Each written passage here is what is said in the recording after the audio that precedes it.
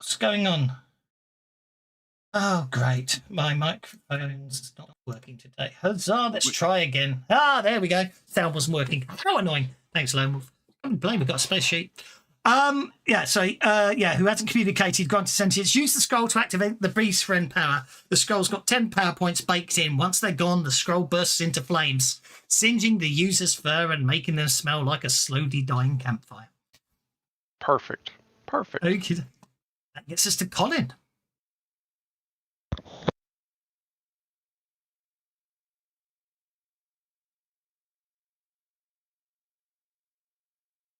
Have a D6 from Colin.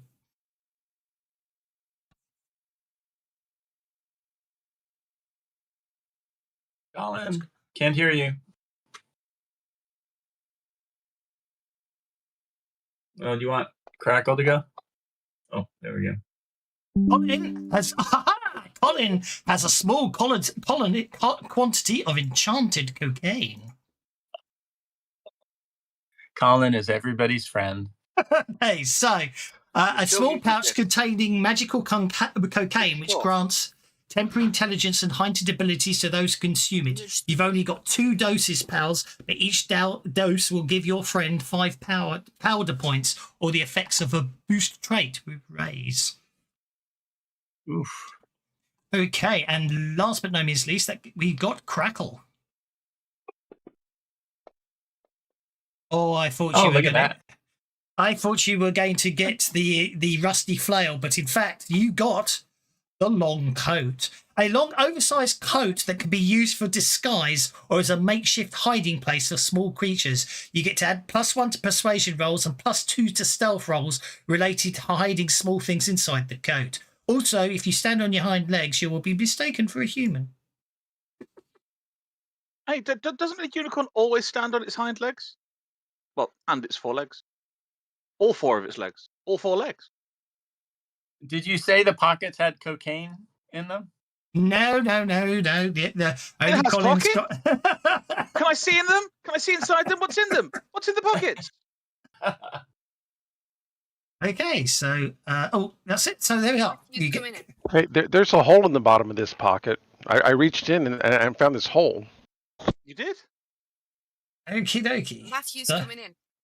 Matthew's coming. Badger's coming in. Hi, wonderful. Let him in. And then we have 6. That's fine. It's easy to work out because we'll just. Okay. That's the looted gear. So next is the party roll. A roll in the party. So off we go again with Poe up first. A D6. Always a D6. Okay, Poe, you are the mastermind of the party. You're the brains of the operation, planning and strategizing. You increase your smarts by 2 die types, and and you gain the battle edge at D6. How can I increase my stats 2 die types when I'm like already at a D10? Well, that makes it a D12 plus 1. And what else did I get? You get the battle skill at D6, which I'm just dropping on your character sheet. Now, there we go. And you also have common bond edge. Common bond or common bondage? Common bond. Different. Yeah. So you can toss a penny to another critter when you need them to succeed, and then say, "I love it when a plan comes together." Okay, Bert Raccoon, you're up. Right.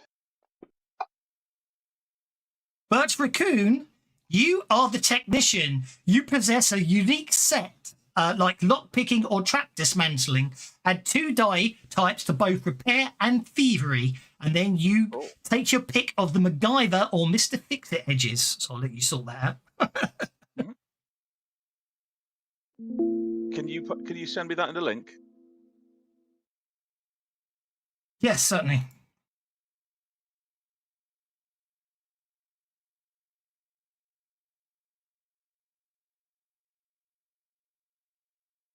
Thank you. Okie dokie. So, Buddy, you're up, sir.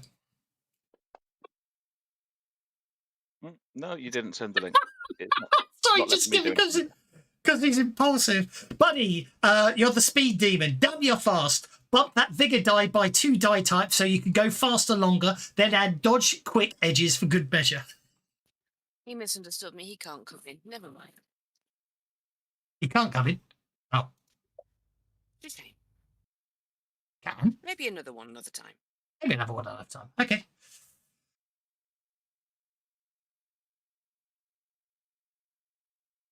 We've heard Bert there. His cocaine powder wore off. Yep. Yeah. He's went and dug a hole somewhere. I don't know if we Bert, I think Bert might be AFK at the moment. Want that big No, I'm die. here. Oh no, yeah, he's a not Bert. Not Bert the raccoon. Buddy the Bert. Oh Buddy yeah, the that's Bert, just not Bert totally the raccoon. confusing now. Yeah, exactly. Yeah, every time he Buddy. says Bert the Raccoon, I start by going, what? Oh, wait, no, not me. Sorry. Yeah. Okay, that brings us to Colin. Oh, you got a good roll. I suggest foul play. Oh, that's a good one. I like that. A 3. Colin, you are the scout. Keen senses allow you and agility allow you to navigate, infiltrate, and gather information. Add Look how bendy I am. Of course I can. Add 2 die types to your agility, and then 2 die types to survival, and also take the sweet woodman edge. The what edge? The Woods- sweet woodsman. You got the woodsman edge. You got the woodsman. You're Okay. the sweet woodsman. Yes. That sweet woodsman edge, apparently, I meant to say. Yeah, so you basically your agility goes up 2 die types. You gain survival D6 or add 2 die types to survival if you already have it, and take the woodsman edge. And last but no means least, Crackle the unicorn. We've already had a 6. Okay, Crackle, you're the muscle. As I rotate That's it. what I thought. I said Your that. your strength and ferocity makes you the primary enforcer. Add 2 die types to your strength, and then add 2 die types to fighting, and take the berserk edge. Berserker unicorn. Oh my god. Do you add the die types, or do I? Or am I? doing everything? You can do it. You can do it if you just hold down the control key and mouse wheel up over your strength twice. All right. If you're having issues, I can do it. I got the strength, and then what? And then fighting. Fighting up 2 die Okay. types as well. Yep. Got it. I'm sorry, I forgot what skill and what edge I got. Agility, survival, and woodsman edge. Thank you. And you get to berserk edge. Not Oh, you. crap, That's I'll obviously get the berserk. unicorn. Yeah, you're berserk. I Okay, can add that to your berserk. character sheet. That's okay. Got I've it. done that. You're added. Thank you. I think. Yeah, I was distracted, so I would have done it Got sooner for everyone. I'm trying to be nice like that. Yeah, I thought so. So your strength should be strength, yeah, and your fighting should be D10. Yeah, sorry, it's okay. I saw you only move up to 8, so I got confused for a second there. That's okay. The last part is the courier also had a spell book in his bag. So the question is, now we're going over to your power table. So the first, so first things first, I thought I'd already given you your arcane back. I thought I'd put the arcane backgrounds on your character sheets. So you've all, Yeah, I've got an innate one. Yeah. yeah. I've got it's, one. Oh, you got an innate one, yeah. It should be saying, yes, it does say powder points. Good. Okay, yeah, you've all got innates. That's fine. So, okay, first things first, you all get to roll on the narcotic spell table. Where can I find that? That I have to sounds admit, the first useful. couple times I read that, I thought it said necrotic. I'm like, So what? did I. That was a very worrying idea. Where is the? Where do you find this? Oh, table? No, that's calendar. Well, drugs do kill you, so I mean, You find spell tables. Where's the table? Oh, no, you roll and I tell you because it's more fun that way. I rolled a 1. Yeah, I know. I'm just being whispered. Repair. Oh, I found narcotic spells. Yeah, I mean, that Pretty is it. Oh, dear. Repair and thievery. Okay, so a 1. Yeah, I want you to roll, but basically you don't roll on the table because I want everyone to have different spells for fun. So Oh, you right. can, yeah. Right. So Poe, you can take this is backcountry. spell and add it to your character sheet. But raccoon, that is, roll a dice. We're pretending we're sitting around a table rather. Okay, Yep. you get life in the fast lane, bird. And Buddy, you're up. Oh, that one should have been mine. I know. 5, oh, thank you. Buddy, you get Melvin's Marvellous Mimes. It's summon you summon mimes. They want to even start miming. Remember that one? Oh, it's Colin. telekinesis, basically. That's awesome. Yeah. But using mimes. Yeah. Colin. Sorry, you mean to do it on there. I'm sorry. I made That's- re-roll for you. That's okay.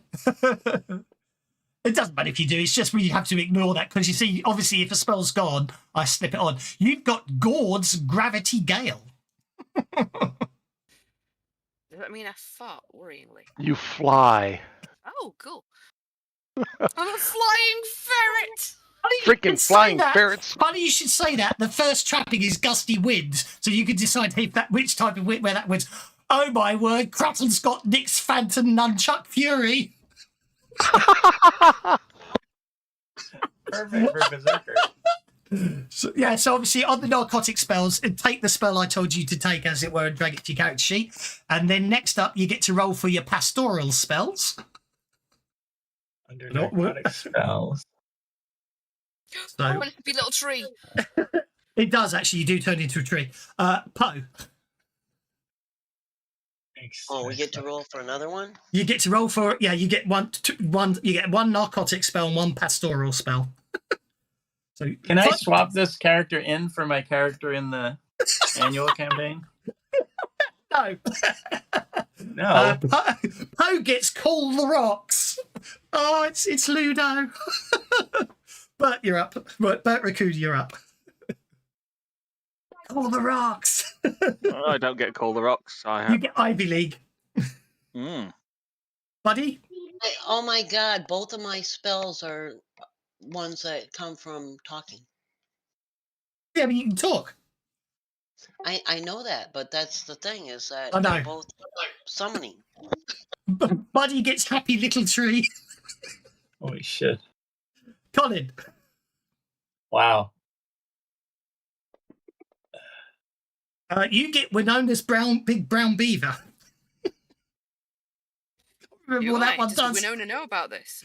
You summon a dire summon beaver dire from the elemental beaver. plane of beavers. And last but not least, Beaver. Dar Beaver from the elemental plane of beavers. Crackle, I should say, you're up. That was a Fast good die starter, roll. it's going to be fast starter. You're a twisted fast starter. Hey. A twisted fire starter. Anything you glots with an eyebrow raised catches fire. Basically, he points his horn at it, and this beam shoots out and starts it on fire. Right, and that, you'll be happy to know, ends your character creation process. Okay. Do we just add the spell ourselves? Yeah, just drag it and drop it into your power list. Okay. And that should have finished creating your characters. I just want to say, Crackle has all the abilities to be the deer of the party, the enforcer, and clean up the mess afterwards. Okie dokie. So, at this point, I mean, obviously, we've actually gone through it, but obviously, you haven't actually introduced yourselves yet, because basically, all of a sudden, you've gone from being standard woodland creatures to suddenly being sentient. And the five of you are standing over the body of what you now know to be was a gnome. You've killed this gnome, and basically, probably in self-defense, you attacked it out of fear. You're not sure which, but and then you found this interesting white powder, and you all tried some of the white powder, and all of a sudden, you can think more weirdly. You realise you can talk to each other and understand each other, and then from there, it all. That spells havoc. Of course it is. You can't not have a havoc spell. So let's have you introduce yourselves to the rest of the party. Oh, you're up first. I have no idea what to say about a sentient raven who. I shall let you think about it and move on to Bert then. Okay.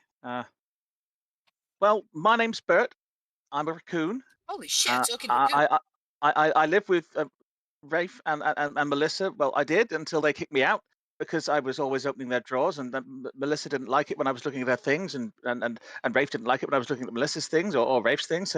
So they kicked me out, and I don't have a home at the moment. And hey, should we see what else is in this bag? It looks really cool. Thank you very much. Buddy, you're up, sir.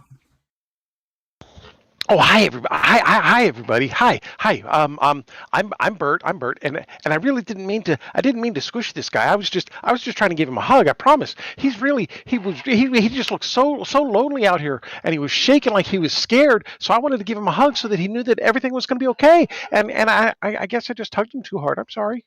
Hey, buddy, you're called Bert too. We're both called Bert. We can't both be called Bert. That'd be really confusing. You can be buddy because you're my buddy, right?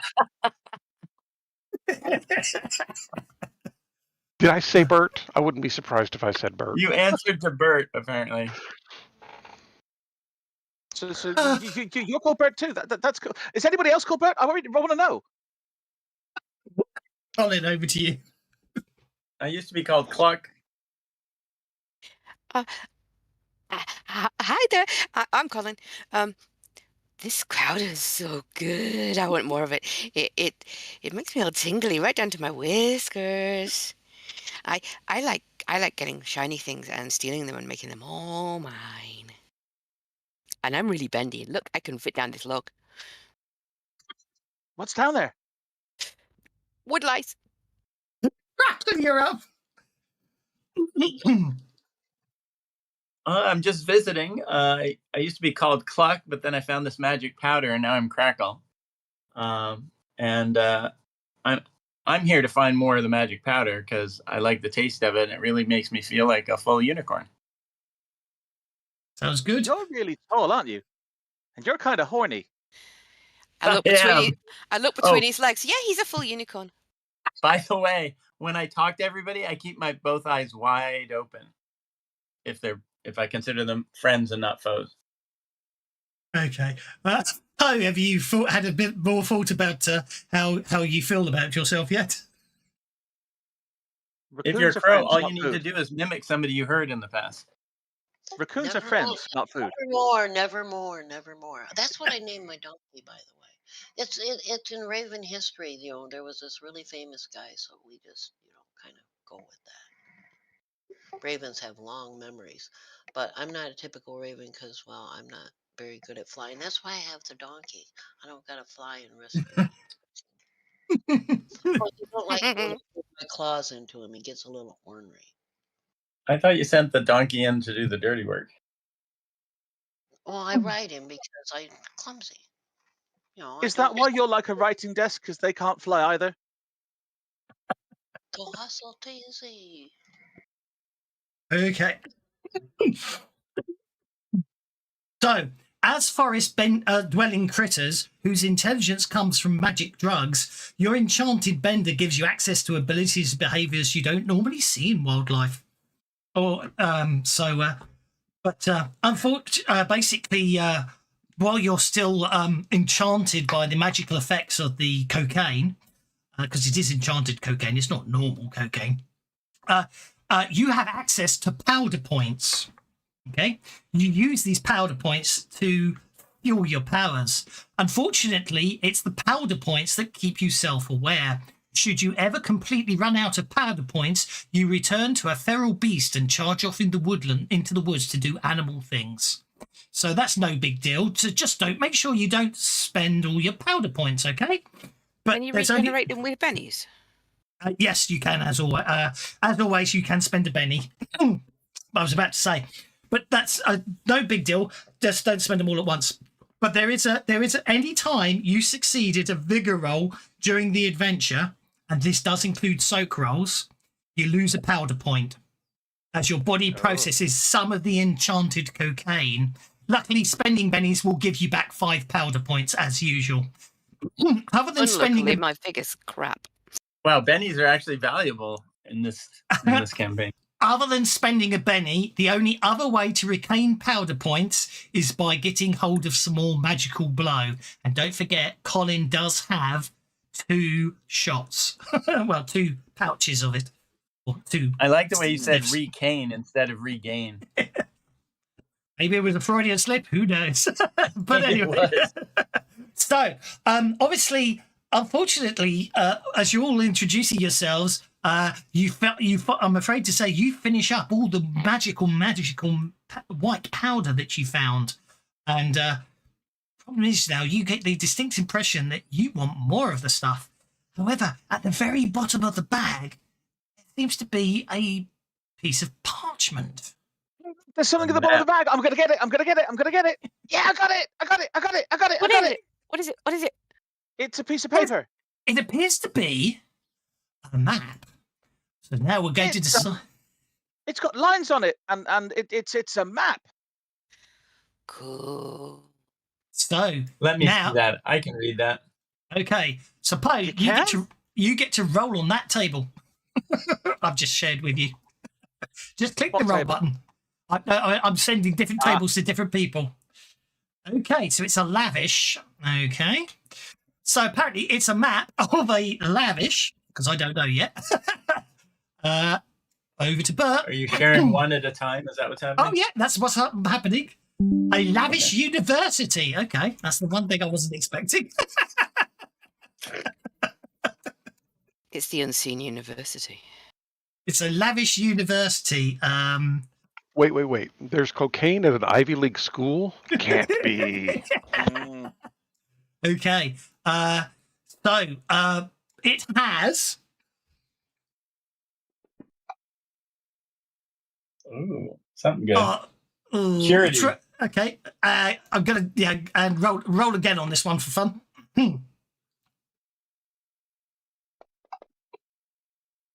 I'm going. So, do you know what? I'm going to pretend you rolled a 3 instead of stouts, dwarven guards, because to be honest, I think it's that I love the token for these. So okay, it's the university, obviously where the objective is guarded by traps, but unfortunately the university has patrolling orb-shaped monsters.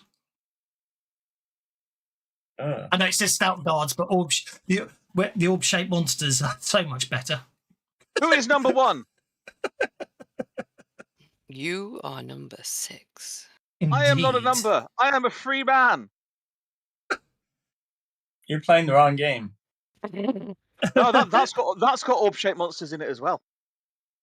It does. You're right. Paranoia. No, I haven't done this. Oh no, it's not got tokens for the orb-shaped monsters. No, they should be. It's obviously gone wrong when I copied it, but I will fix it. But very good. I'm gonna have to find them now because I just thought they were. Well, whatever you do, don't blame the computer. The computer is your friend. Shall we wait while you get around to it? For God's sake, shut up, you lot. You do know who we are, right? Of course, and I wouldn't have it any other way. Don't worry about that. Trying to get us to stop doing puns is just, circular thinking. Pointless. I fit one in even when this. Right, sorry, artwork. We'll always get around to them. Right, and then view that because I've obviously there we go.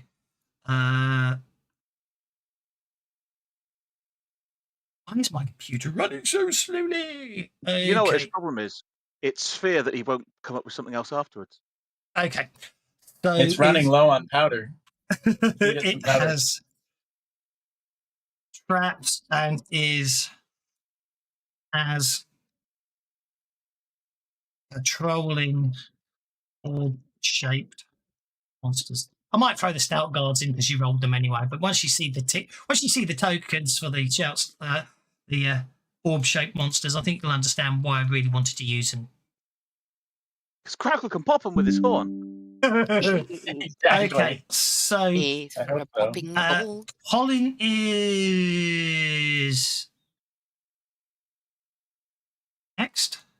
It won't let me move the table up. Of course, I have to open it and then drag it to Colin. I'm like berserk. I do that for. Oh, that's the wrong table. Do we? Well, I didn't know that. That's the wrong table. Squad is on there. I've already rolled that. Okay, the university is run by a cunning elvish mastermind, an intelligent and cunning individual who anticipates and outwits opponents. Fortunately, we're on their side. That sounds like Harry Potter. I have to be honest, No, actually, I'm Bert Raccoon. I'm obviously missing something there. Okay, so that's what the map is to. Sorry, Crackling, I'm afraid. That's it. That's you good don't enough. get. There is another table, but you don't get to roll on it. So I'm afraid. Well, you can roll the dice if you want, but you just don't get to roll on the table. Is it a D6? It is a D6. Okay, there we go. What did we get? Rolling You got me a 6, did you? I did. Okay, so what you rolled is on the what the GM doesn't tell you about the adventure table, basically. Excellent. So I need to turn on contiguous again, get rid of the white around the edge of this. I'm sure I'd save this. I'm so annoyed. Right, there we go. And I'm going to save that as a web key. Sorry, guys, and we'll be there in a sec. This is the fun and games. That's why I like the play testing. Okay, so you can start making your plan. So the obviously the lavish university, being lavish, is probably in a sort of, it's probably, well, no, it's a fantasy world, isn't it? So as you say, it's something like the Unseen University or Candlekeep or something, depending on which game world it is. But we are, for this adventure, we're returning to a campaign world we haven't visited in a long time, which was the lands of Generica. So there we go. University sounds so exciting. I've always wanted to go to a university. What's a university? I think it's a place Overrated. where people can learn things and stuff. And I think if Crackle put on that big long coat, we could all ride on the donkey, and Crackle could go and say that he wants to be at the university because he's got a Quidditch scholarship. Got a what scholarship? A Quidditch scholarship. It's a thing that people play with things. Oh my god! Now you see why I wanted to use them. Oh my god! The eyelashes I love.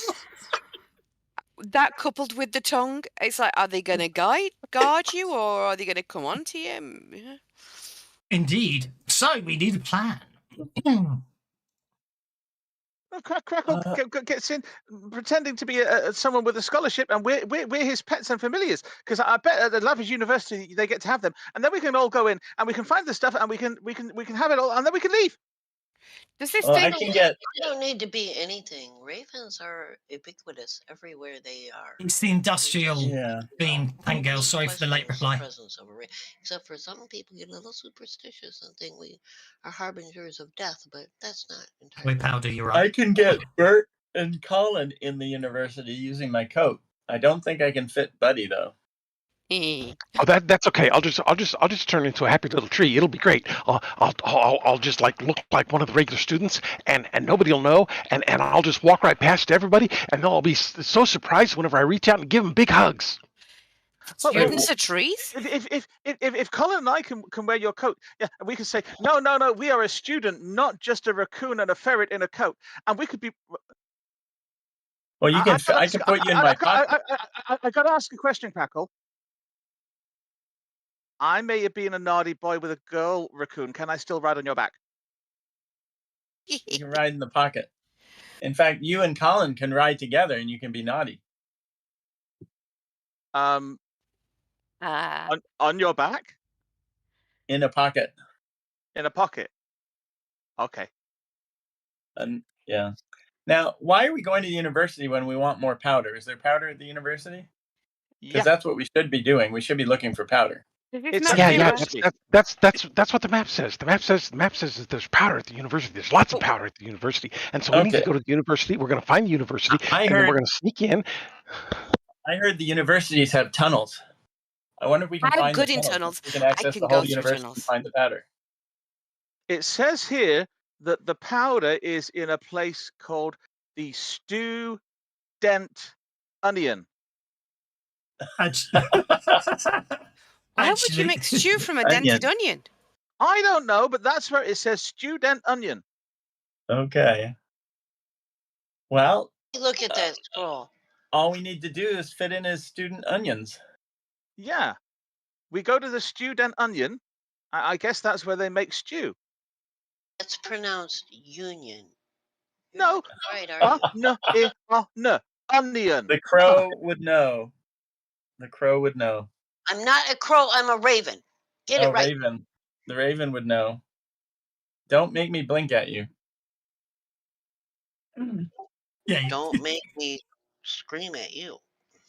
Hey, look! It says that there's a note on here that says that there's a rave on at the Student Onion tonight. We can get the raven to the rave. Okay. Dance party. The enchanted cocaine. And hey, look! You've got Science glow department. sticks. You Crackle! You've got glow sticks. Science department. I have glow sticks? I don't have glow Yeah, sticks. look! Well, you've got one big one right there on your head. Can't you No. see it? Look! Dangling down the side there. You got green glow sticks. Can you make them whirl around a lot? And I start whirling and doing my berserk. Doing a little bit of my berserk. Do I have green things on me? I can't tell. You've got the nunchuck power, which is glowing nunchucks that whirl around you. You've got glow sticks. Yeah, but I don't have them on right now. It costs powder to do that. I'm not gonna waste it right now. I'm sure they're just hanging down the side so we can see them, though. Okay, if you say so. They don't usually exist unless I conjure them. Wow. Don't worry about him. He's just a little stoned. It looks to me like we're going to the science department, not the student onion. But the powder's at the rave. there will probably be powder at the rave, but it's what you understand is it's made in the science department. Oh, I just found some Ah. snails. Anybody want some? Crunch, crunch, crunch. No. Okay. Huh. I don't think we want less concerned about the rave and the party than I am about. I must admit, I like finding your more rave, powder. but I'd already typed. So I just did not realise you would go for the rave. I like that more than the science department. I didn't have an idea. Oh, well. But, obviously, yes, I can add to that. These are really juicy. They're a little small, but I'll try one. Here we go. Okay. You know, they've got trash cans at the university as well, and they got good eating in. Ooh. Does the Well, map no, include I'm the just. science I'm sorry. department? I'm just adding. No. No. It's basically. It's not so much a map, I think, as a set of notes. I think, and obviously, it's Okay. taking you a little while to interpret them because as you're talking, it's giving me ideas. So I'm working off what you've said there. Okay. Well, if we know where to find the student onion, maybe we can just sniff it out. Yeah, we go to the Student Onion, and we find Pete and at the rave, and we get the pass key. The pass what? The key, you pass it. One of us has it, then the other one has it, and then you give it to the next one along, and so on. Oh. Okay. Sounds good. Is there anything else in this bag? I'll have a look. I will dive. I'm going to dive into. I want to look. We'll fight to get into the bag. Right, to get into the bag. I like the sound of that. Okay. I think that's it, really. I think that's what you're going to find in the bottom of that bag. Athletics. He didn't succeed in getting in the bag. Oh, there he goes. Woohoo! Right, I that's hope it. you didn't Because I've burn it. got 5 digits. Once Colin's in the bag, and because Colin got in there first, and I wanted to see what was in there first, I'm closing the bag. Who turned out the lights? You're closing Colin in the bag. I'm closing Colin in the bag, and That's I'm going to see if I can cruel. do the buckle. I'm going to see if I can do the buckle up. Yes, I do the buckle up. That's really There was a cruel. way out. There was a way out. Where did it go? Oh, what's this? Oh, Oh, yeah, maybe you found Yes, you're some at the right. bottom there. I said I was going to look in there. I got the tasty treat. Right. I clicked on store by mistake when I should have done. Should have been in assets. Sorry, I'm sorting stuff out in the background here because you're giving me ideas along the way. And someone did roll something, so I think we do need to have. We do The need bag to. starts bouncing around, trying Yeah, to. the bag starts bouncing, moving up and down. Yeah. So there's a Okay, raccoon in the okay, back. I'll let you out. Colin emerges. Crit fail, crit fail, crit fail. Hold still. Stop moving, or I can't do the buckle. I can't stop moving. You got to stop moving. Oh, I could use this for a sort of fear to the mind Yeah. idea. I think. Yeah, no, that'd be fine. Have fun with that. Yeah. Can I have some notice checks, please? Notice checks. Because you've all been making quite a lot of noise. Notice. I got, yeah. That's Well, this already rolled, so that's fine. cake traits. About the fourth one down. I can't. I thought I had some bonus to notice, but I can't remember where it is. Don't I have a bonus to notice? It wouldn't make any difference, but It should auto apply if you do.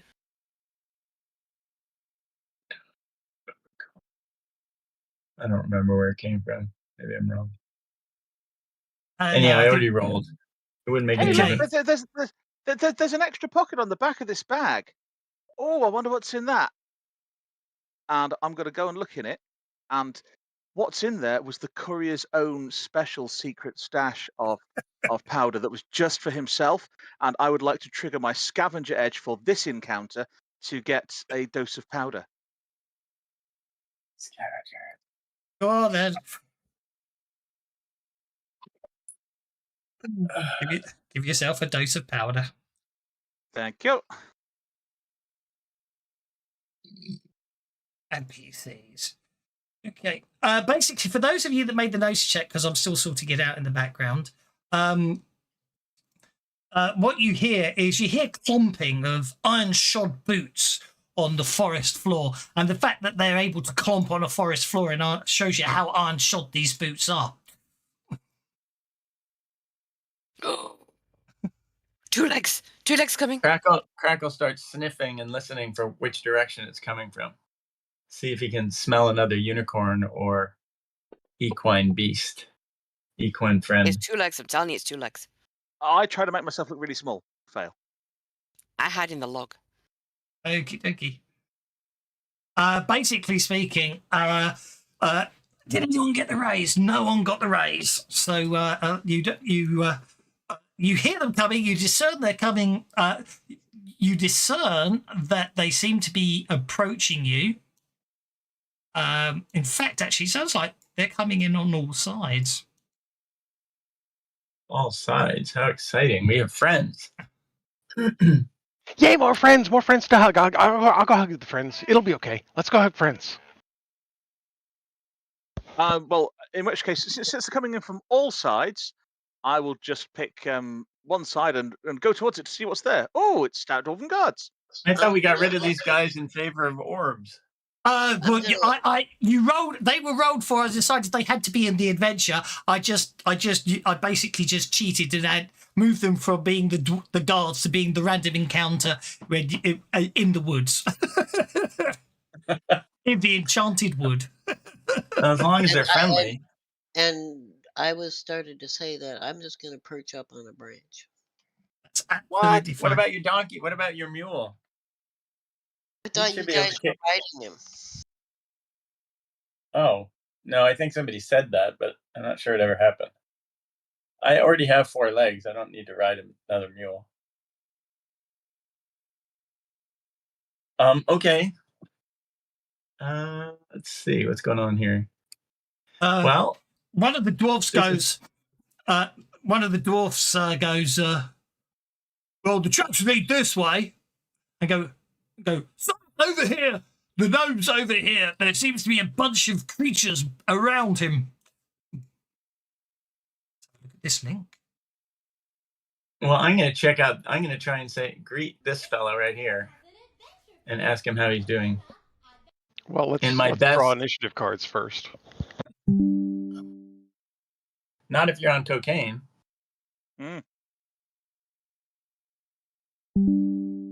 Okie dokie, here we go.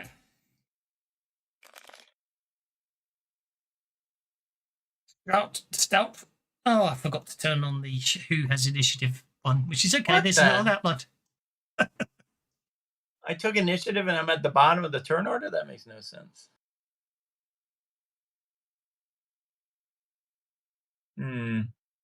Well, you didn't get the raise. That was the why. If any of you got the raise, you see, then I would have given you the chance to react before I rolled for but we didn't. initiative, but you didn't. Okay, Oh, so Stout Dwarven Guard number 5 is going first. He is basically just going to. Well, actually, the dwarf comes out through the trees, goes, "Owlbear!" and throws an axe, which Can you misses. tell us what an owlbear is?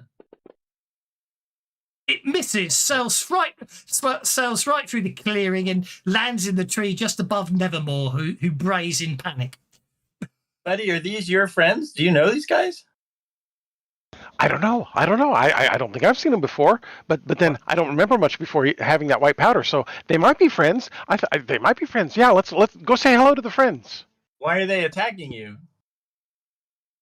Oh, we're playing catch. We're playing catch, and I just didn't realize that he was throwing it to me first. So I just missed catching it. Which one attacked him? That one. Okay, I'm going to go and run up his trouser leg. For it. You run up his trouser leg. Those are interesting dice. I don't recognise those ones. Which are they? They're the blood ones, but I changed it to white to make it look like the powder. Indeed, I went ones that had sort of magical white effects around them for that reason today. Okay, Can you athletics roll roll. it again? I missed it.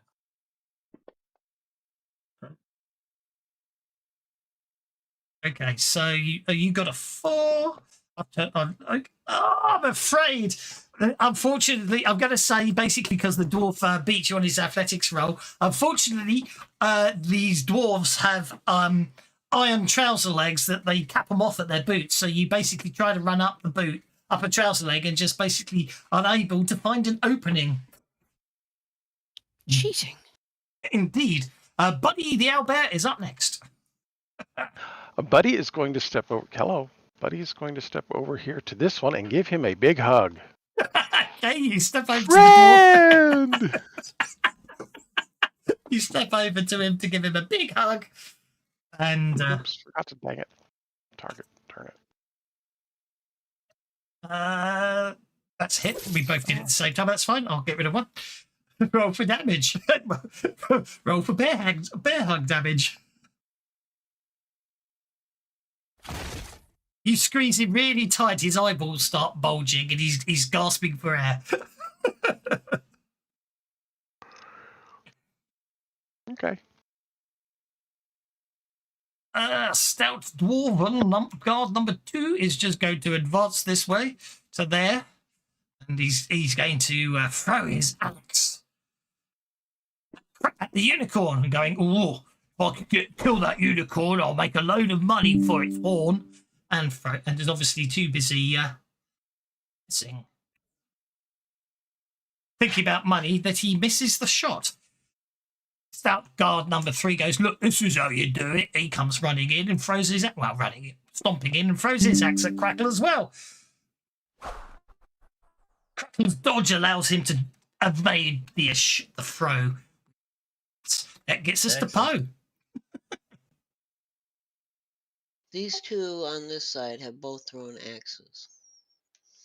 3 and 2, right? They have. I'm gonna go flying at number 2's eyes and tell him, "Here, open your eyes. You might be able to see what you're hitting." And I'm going to attack him. Go for the eyes, Poe. Go for the eyes. Yes! Go for it.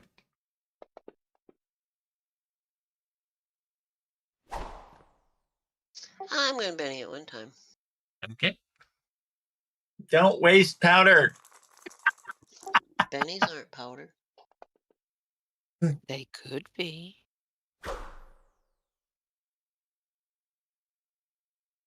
And it's still a miss. Okay.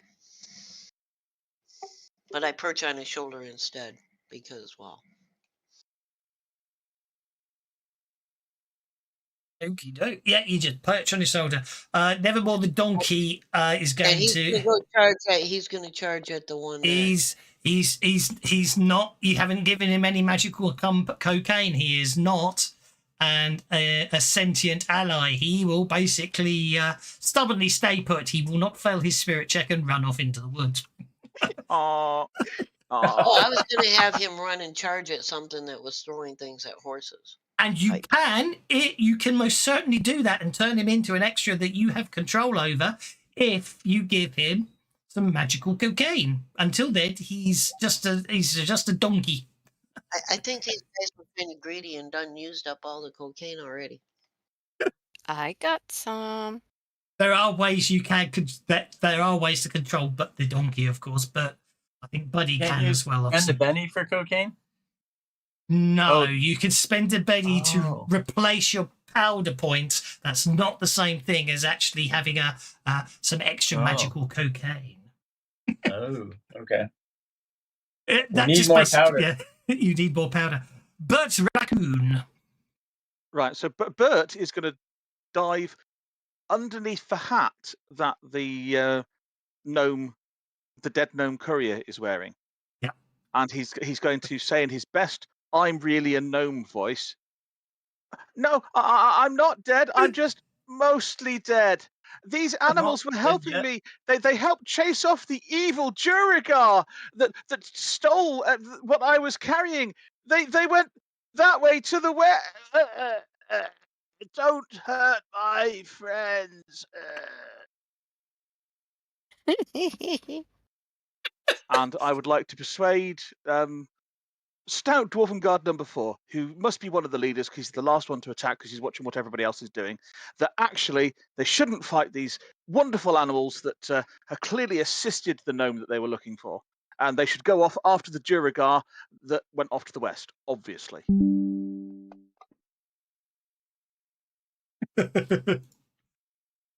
And that didn't get the +1 persuasion for my tricorn hat, but probably not gonna make Maybe that did I spell persuasion wrong? I'll have a look. Either in the tricorn hat or on your skill. That's normally what happens. It's right on the skill. Let's have a look at the tricorn hat. That roll was a natural 1, if that makes any difference. It's because the tricorn hat was carried but not equipped. That's why I'll try. That's good. I'll try rolling it again to see if it does. But yeah, obviously I got a 4. I've just noticed your dice are white on a white background. No, that still didn't apply the +1. That's weird. I don't know why. Because it applies to performance and taunt, not persuasion. That'll be why. That would be why. That's Never mind. okay then. Well, I've still got a 4 on my persuasion. You still got a 4 on your persuasion, and you said you were doing that on which one? Guard 4. Guard 4. Guard 4. Guard 4, a success. Yeah, that seems reasonable. Stout Dwarven Guard number 4 is down here. He's convinced he's going to wander off. Hooray!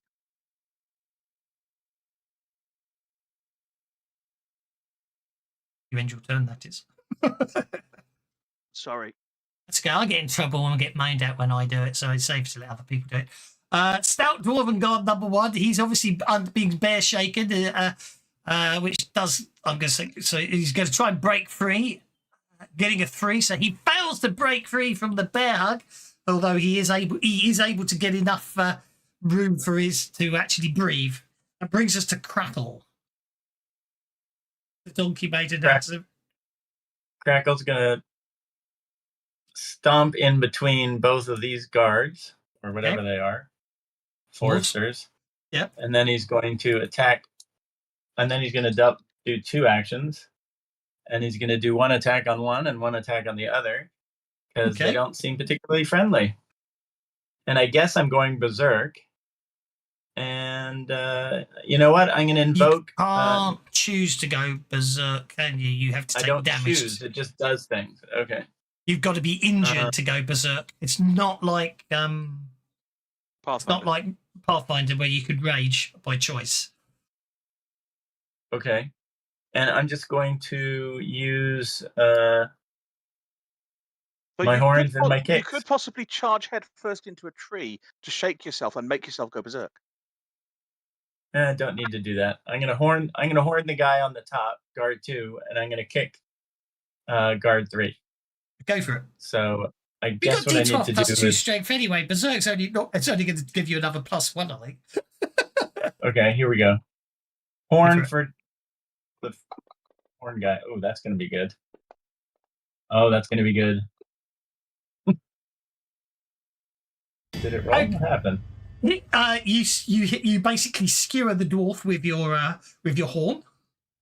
Okay. Oh, that's a horn, isn't it? And you moved at least 4 inches, which means you get +4 damage with a horn for charging. Oh, excellent. Should I put a 4 in the thing?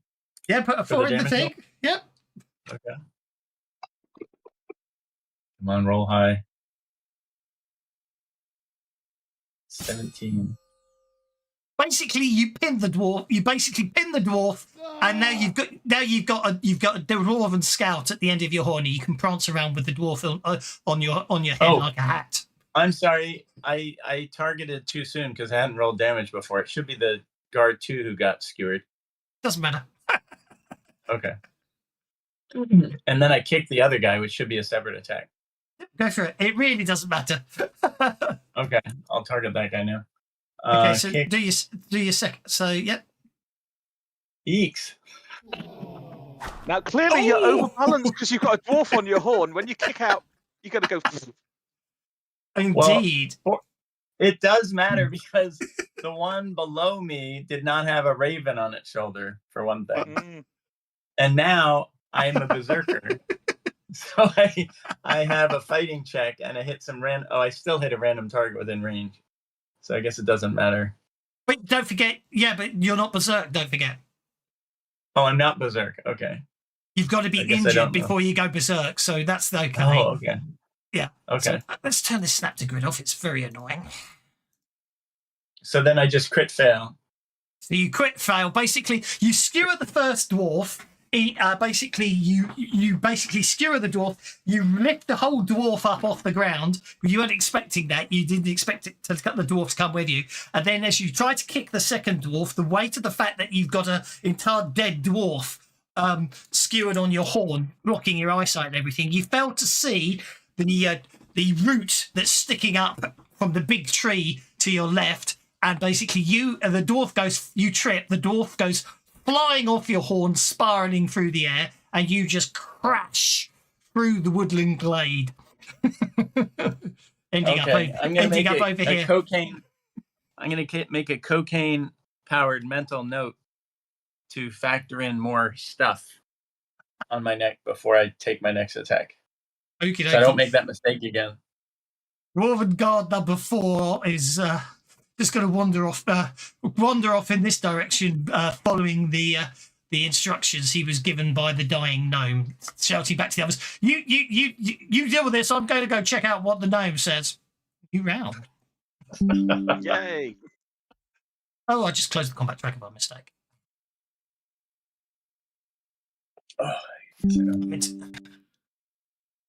The worded Badger says, "Let the bennies flow." Hey, powder. Thank you, Badger. He also says, "Give the GM a benny." What? He's Badger, always. Ooh, Badger. Poe, you're up. Perched on the head of this dwarven guard, who's desperately flailing in his helmet, trying to get you off it. I'm going to bite at the top of his head. Mm-hmm. Oh yeah, so Oh, you closed it by mistake there. Since I'm Keep perched going. at the top of the head. Something I forgot to mention is... I'm so clumsy, even perched on his head, I can't hit him. I forgot to mention there is a special rule for this game, and that size doesn't matter.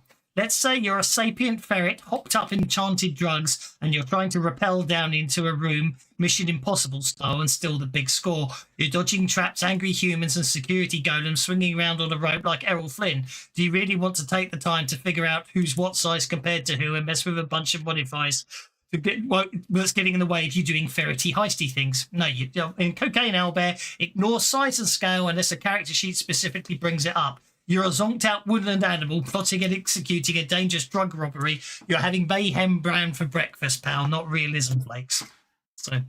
So obviously there's nothing wrong with your basically, although we all know you're a raven and you could sit on a dwarf's hat, we don't care about size when it comes to size related problems later on. So if as a hopped out drug crazed raven you want to throw the giant, you can pick him up and throw him. I don't care. Okay. Bert Raccoon. Right, Bert Raccoon is now that the gnome has obviously died because everybody's seen that he died. At the end, he's now going to. I'm now going to kind of run underneath his arms and flip them up in the air and stuff, and try to make it look like he's animating as a zombie. I'm going to go for Stout Dwarven Guard number 5 to try and scare him off. So I'm going to use performance as a test against Okay. Stout Dwarven number Go 5. for it. Are you sure it's not going to look like the death throes of the finally dead? The evil Jurek have raised me from the dead. I want to eat dwarven brains. Brains! I'm coming for you. Brains! Are you happy with a 6? I'm happy with a 6. Fancy tricorn hat really helps you pull it off. Oh!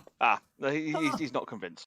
I'm afraid it's obviously working really well. Unfortunately, this dwarf is obviously made of sterner stuff and knows that it takes longer than 5 minutes for a gnome to rise up from the dead and want to eat dwarven brains. It takes at least 10 minutes. Oh, curses! So But he yes, logicked knowledge. he logicked you out of the equation. Buddy, you're hugging, Okay, you're Buddy is hugging going your to friend. continue hugging this guard.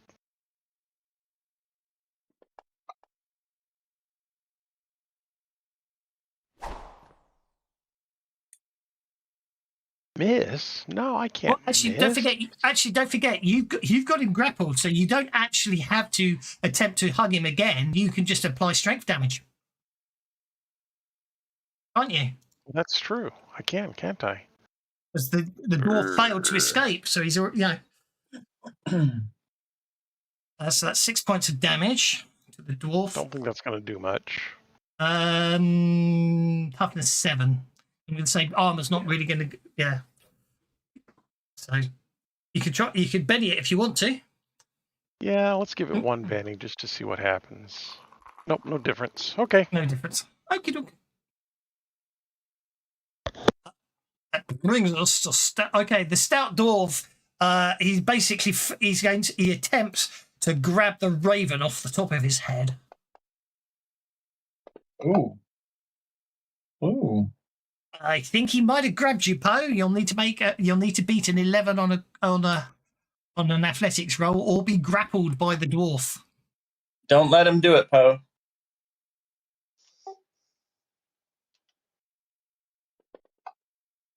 Oh ho ho ho ho. Woo! Oh my God. Poe has the good stuff. I'm going to say that, but I'm going to have to factor. Raven. I'm going to have to roll the, obviously though, because you're clumsy. What actually happens there is Poe basically tries to avoid the guard grabbing him. What Poe actually does is literally falls off the dwarf's head and goes plummeting to the ground. However, remembers how to fly in time and pulls it up into a lovely soaring flight up so he can basically taunt the guard that we just heard. Dwarven guard number. Poe threw themselves at the ground and missed. I was Indeed, thinking yes. that Poe grappled with one of the guard's fingers and twisted it right off. With that roll, Awesome. I want to see if this stout Crackle. dwarven guard has got anything worth stealing. Crackle's Okay. gonna have whatever Poe's having.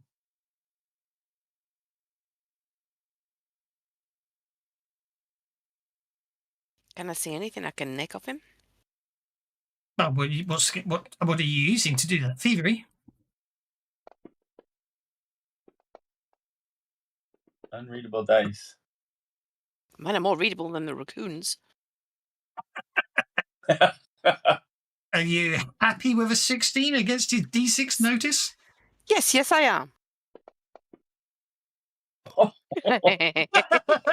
Okay. I'm going. Okay. Let's have a look at your character sheet. You basically relieve him of a small belt pouch. It jingles as you and clinks as you hold it in your mouth. Cool. The dwarf didn't even notice you did it. However, he didn't actually feel you take it, but now he does look down and sees you basically sort of scampering away from him with a pouch, and he's like, "Here, come back!" and swings at you with his warhammer. And I'm afraid he hits you. He catches you, probably hits you on the tail, just as you were trying to dodge out the way. Oh, he really hits you on the tail.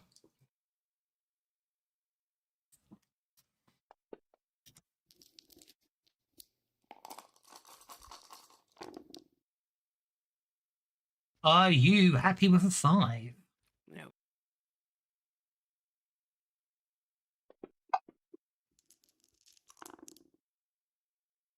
Oh, that's a lot better, but I guess I'll keep it. Okie dokie. So I'm afraid you do take an injury. So you do take a wound, but you did make a successful vigor roll. So spend a powder point. Done. Okay. The dwarf basically hits you. Unfortunately, he fails to stop you as you basically avoid the most of the attack. But you do get your tail is slightly flattened by a warhammer. Crattle, you're lying prone in the wood. Oh.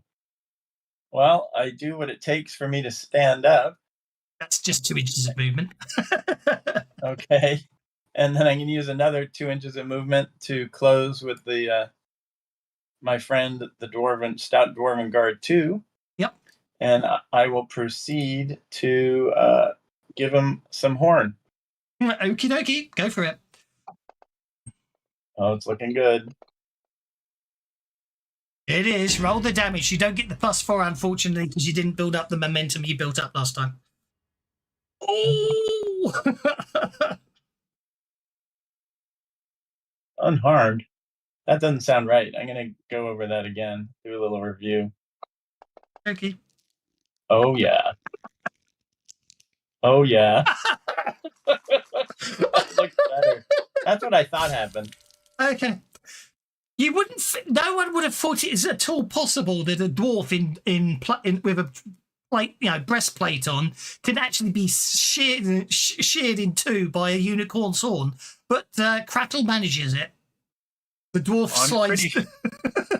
Pretty sure my horn is special. Every man thinks that. Well, mine is particularly special. Both of them. Oh dear. Nevermore's decided Funniest unicorn. Nevermore's decided he's had enough. He's off. Nevermore's running. New round. Oh, and Burnt Raccoon gets the Joker. There are 4 Jokers in the deck, by the way. Cool. Yay. Right, so the fight's going pretty well, but Bert's now sort of sniffing around the rest of the gnome stuff and realizes that he's actually got an unloaded crossbow on him. So I'm going to use my MacGyver edge, which will take the whole round, to get this crossbow working so that I can fire it next round. It's in a very poor way. It's a single shot crossbow, I'm afraid. No, it's not. I got a raise. It's a rapid fire crossbow with a magazine of 5 bolts. Fair enough. Of course, it's MacGyver edge. I forgot. Sorry. Yep. So I've got a 5-shot crossbow. Oh, you just MacGyvered that into existence? Is that what just happened? Yep. Nice. Buddy, your dwarven friend is still squirming a lot. Oh, he just needs more loving. Here, let's just give him a little more loving. A shake at least. That's a shake at least. I'll give you a shake. I Yeah. have to say, Crackle does not know how to draw cards.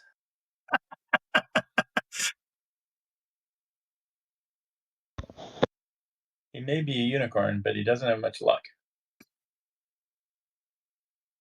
Doesn't So Poe. never. Poe's gonna come flying at this dwarf, going, "You can't even hit a little bitty ferret. Don't hit my friends." And he's gonna attack. Go for it. Bite claw.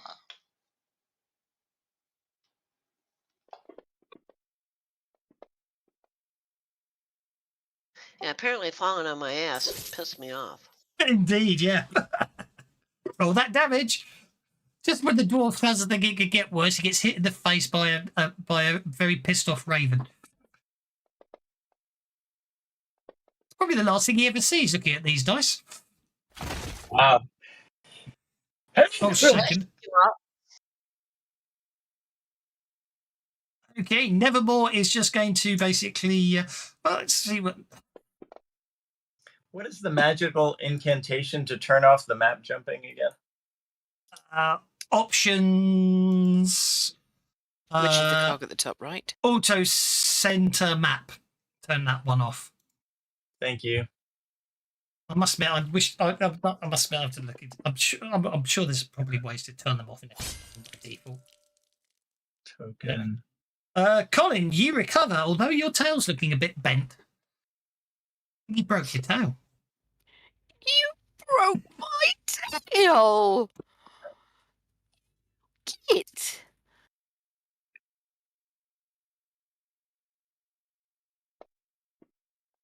No one's got the. Oh dear. Auto center map off. Thank you. Oops, that wasn't targeted, was it? I'm sorry. That's okay. I don't believe a 4 would have hit anyone. They got a parry of 6. But you would have got a gang up bonus, which would have got it to a 5. So. It's still a miss. It's still a miss. Okay.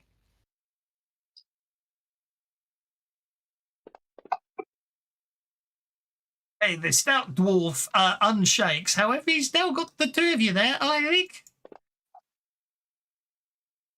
Oh no, he's not running away, so he's just going to he's just basically going to madly swing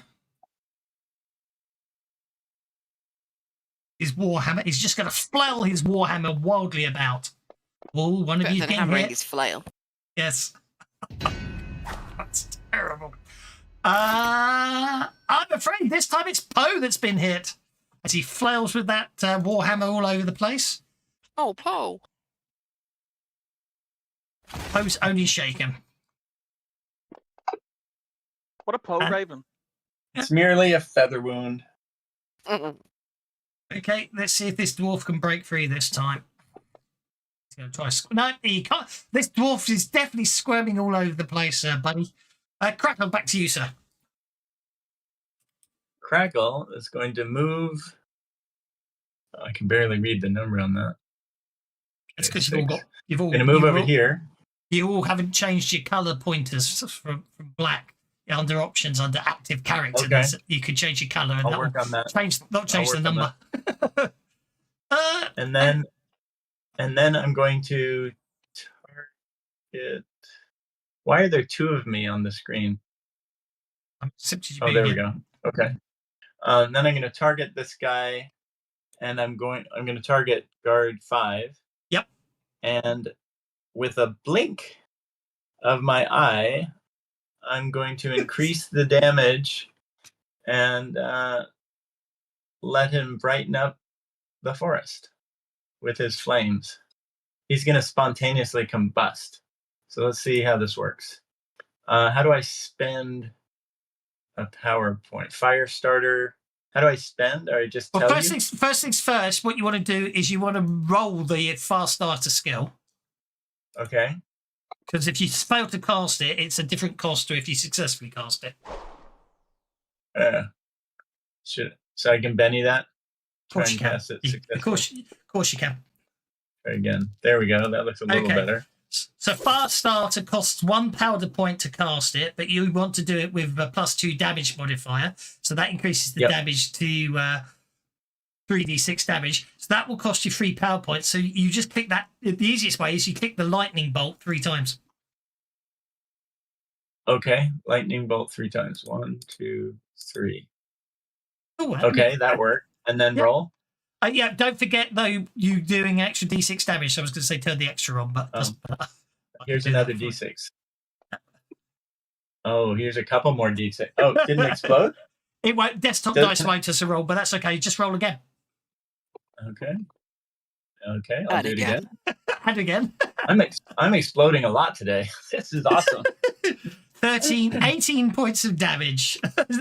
Okay, so basically the dwarf that's in front of Poe and Colin suddenly just bursts into flames. Probably immolates instantly. Wow. Oh, what did you singe my feathers? And Crackle blinks his eyes in a very cheeky manner with a smile. Indeed. Did you do that? Wow. And Colin gets the Joker.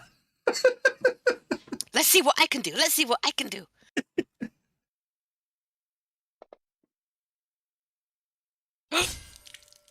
Look what I made!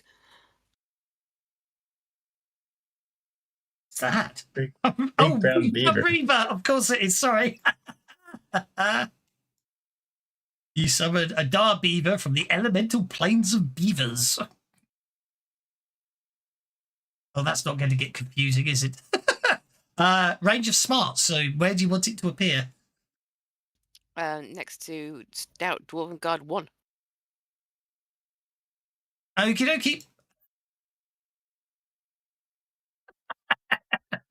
I might change that to a B. And change it to green? The letters are... Oh, yeah, I can change it to green on friendliness. Does that mean make it an ally? Yes. Yes, that is what I mean. I know that. I realised afterwards. There you go. And obviously, you probably need the stats, don't you? Yes, please. So if I go to main and then I go Dar Beaver and drop it onto your allies tab, there you go. Although then what I need to do, I need to get rid of that Dark Beaver. And put this one in there. And so put that one in there. Right. Yeah, basically.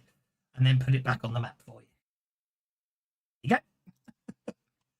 You have a Dire Beaver. Don't forget that cost you 4 powder points. No problem. He's being grappled, so I'm going to say you can't use the block, so I'm going to say that hits. And he'd be vulnerable, which would give another +2. It would actually, wouldn't it? I thought being grappled, yeah, it does make you vulnerable, doesn't it? It also makes the person grappling you vulnerable as well. Yeah, because when you're grappled, yeah, you're either bound or entangled, depending on whether there was a raise on it. Yeah, so that'll shake him. Cool. Because of the vulnerable bonus that I was putting in, well, before you got, I forgot to put in before you rolled, so that's on me. Colin is using a Benny to regain powder points. Took me quite a while to remember how to actually change the string so it actually says powder points instead of power points. My favourite one was when I did it for another one shot I've run a couple of times. Tangirl says let the bennies flow, and that's when basically instead of bennies you had Scoopy snacks. Poe, you're up. Awesome. Roo, you're up. We want bennies. We want bennies and powder. That's all we want. That dwarf is still on his feet. I'm going to go try to land on his head. And pets on his bed. He's being attacked by a dog badger, hugged by an owlbear, and now a raven's just trying to deal with him. He'd probably run away if he got the chance, but he won't at this rate. And I fly into the tree next to him instead. Buddy! Let's do it. Okay, I'm going to set him down and pat him on the back because he obviously is done with the hug. So Actually, I've just realised. my. Yeah, you could. So I just realised for bear hugs, you just roll your unarmed damage, don't you? In future, to actually do it as damage. Oh yeah, I do have an unarmed derp. Yeah, so I'm going to set him down and give him a good pat on the back. Okay. I know what that is. Go for it. Yeah, you give him a nice pat on the back. Oh, that tried to be a 10. That's so hard. Tried to be a 10. It did, didn't it? It really wanted to be a 10. Oh, Oh, there's the 10. Crying out loud. The owlbear will hug him and squeeze him and call him George. Yep. So you. I don't know if you had this. I don't know if you get the sound effects, but that was one hell of a scream I got there. Yeah, got that. It was, yeah. Quite realistic, I think, we're being patted on the back by a coked up owlbear. Who I'm forgot kind of that imagining more of a pop sound, not a big one. Well, he pats him on the back, and obviously that's when you realise, buddy, you left your claws out.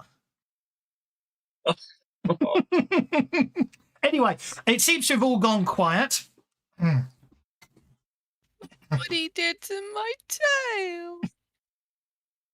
The one that Buddy just hugged to death, because I've only just got this crossbow ready, I shoot it anyway. And miss miserably. 0. Did you just shoot my beaver? I think you shot the dar beaver. Oh I did no! I did get a 1 on the trait die. Yeah, so I think you shot the dar beaver.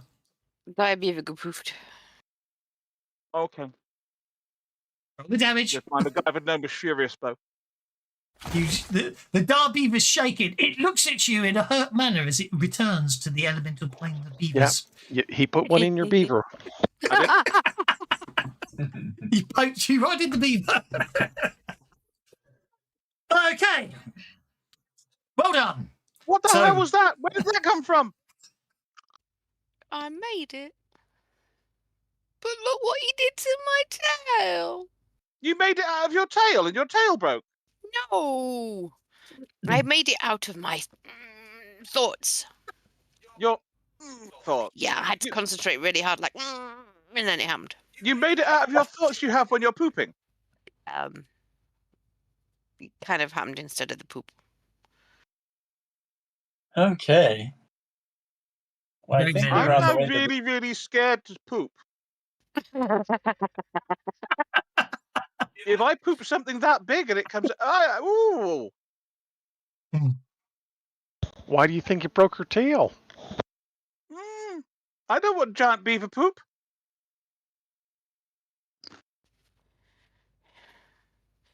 It's quite Okay. apt that if you look at my little picture, it's actually got a blood splat at the base of Colin's tail. Almost as if I planned it. Yeah. So I could claim I did. Okay, we need to get to this university. Yeah, I thought we were on the way to the student union when were those buddies friends accosted us? I guess. Buddy, So. you need better friends. Let's see what they've got on them. What Maybe did they've you got something guys? with- What did you guys do to my friends? I was over here hugging this one, and what did you guys do to my other friends? Oh, come on! I sent one off to go find. Anyway, these ones don't seem like they need any of their stuff. I'm going to have a look through and see what they've got. I'm gonna check the 2 over here. And since this is a new encounter, I'm going to use my scavenger edge for one of them to have a university security pass. No, you're not. Why not? It's So not that good. So it was just so that Crackle could pretend to be university security in his coat. I'm not making that easy for you.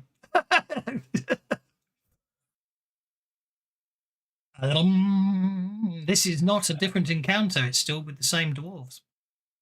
Do we find anything in their Okay. pockets? Do you find anything in their pockets? Well, indeed. Basically, Colin. Oh yeah, Colin, you get to roll 4d8.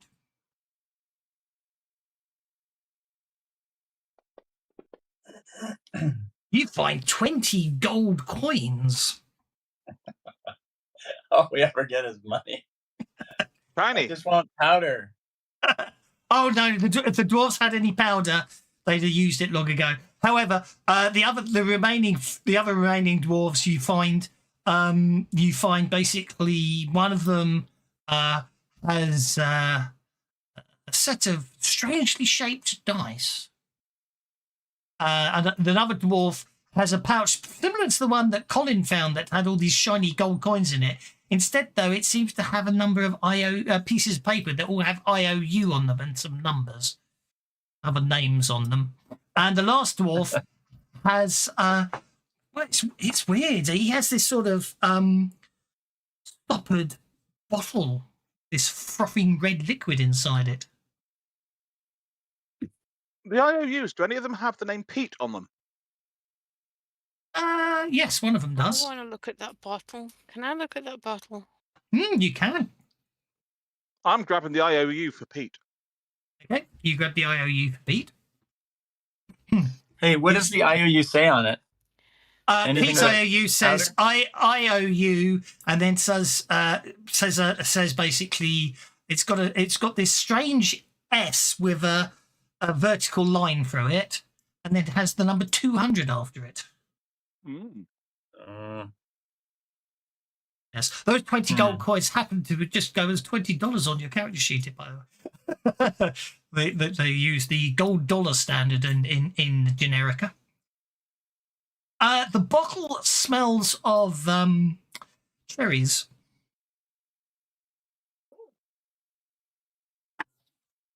There's quite a large amount in there. I'll have a taste. Yeah, you have a taste. A taste. You reckon you drink about a third of the bottle, and there's a funny tingle. It goes all over you, and then just sort of your tail starts throbbing slightly, and then when you look at your tail again, it's back to normal. Look, it's unbleed liquid. It is? It is? Can I try some? You're not bleeding.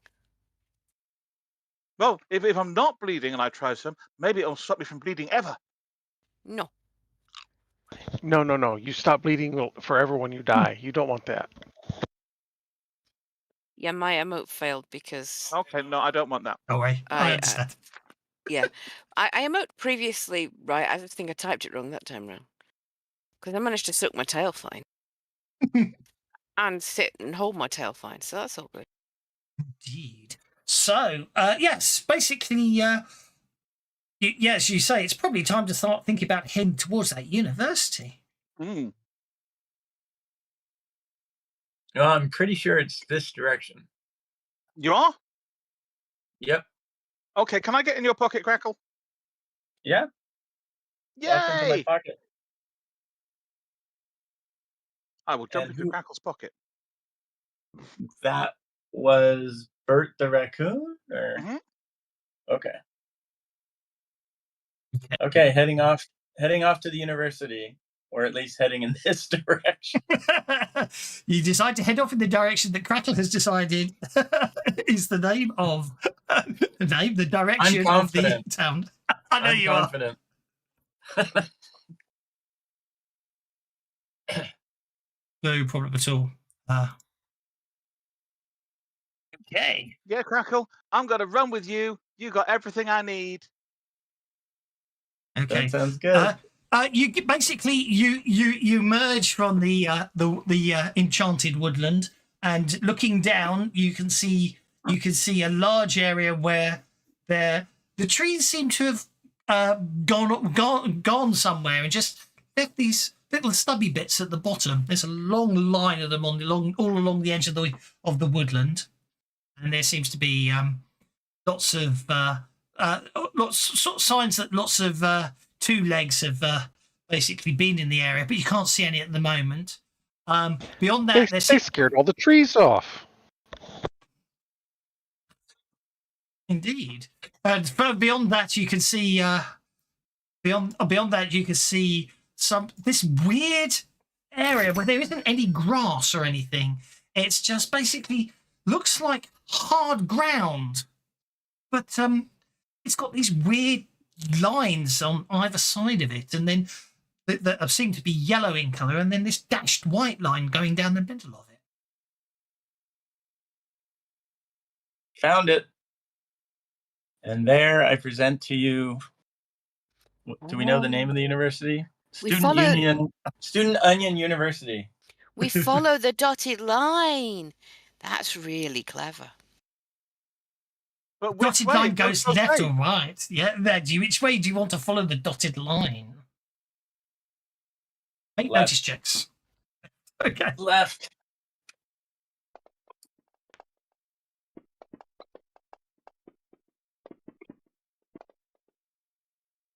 Crackle is on it.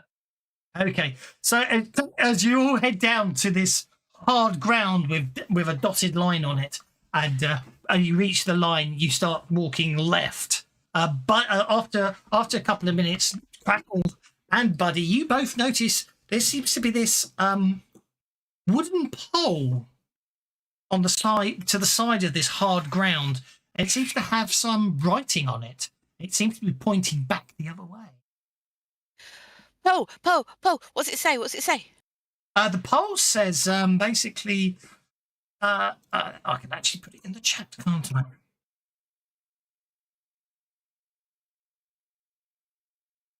There's that.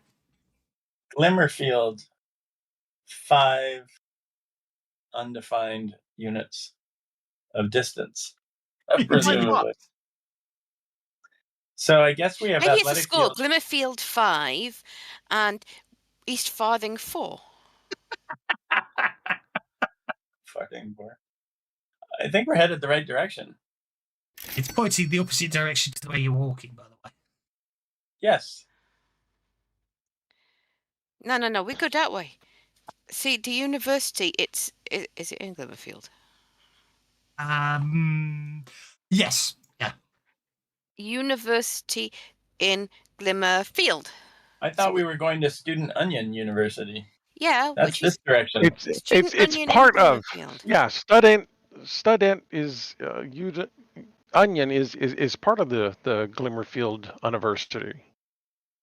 Well, then we're going the right direction.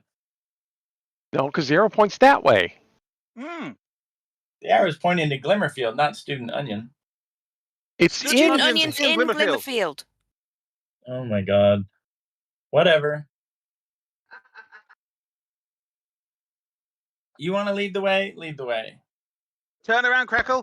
We go this way. I've just got this picture of a raccoon standing on the unicorn's head with the tricorn hat going this way. Yep.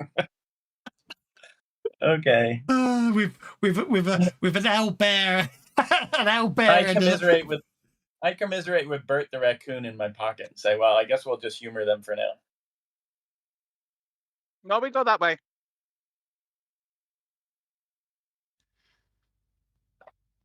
I don't know which way he's pointing. Same way the arrow is, the way we weren't going before. Okay. Well, lead the way. So basically, You said you know where it is. it's Show us the way. the sun is quite low in the sky when you cut the hard ground sort of basically branches off in two directions, but in one of the directions you can see what appears to be a high wooden wall. There's a high wooden wall. A high wooden wall, and there's a gate, and above the gate, it written in letters that seem to glow of their own ability, a sign that says Stadium. Wow. Glimmerfield. And hey, look, that wall's got powder on it. Look, it's got powder all over it. Oh. Is that right? It's got to be. He said it was a high wall. I'll not give you one for Well, that. In fact, actually, I'm sorry. I'm treating that as an anti-Benny.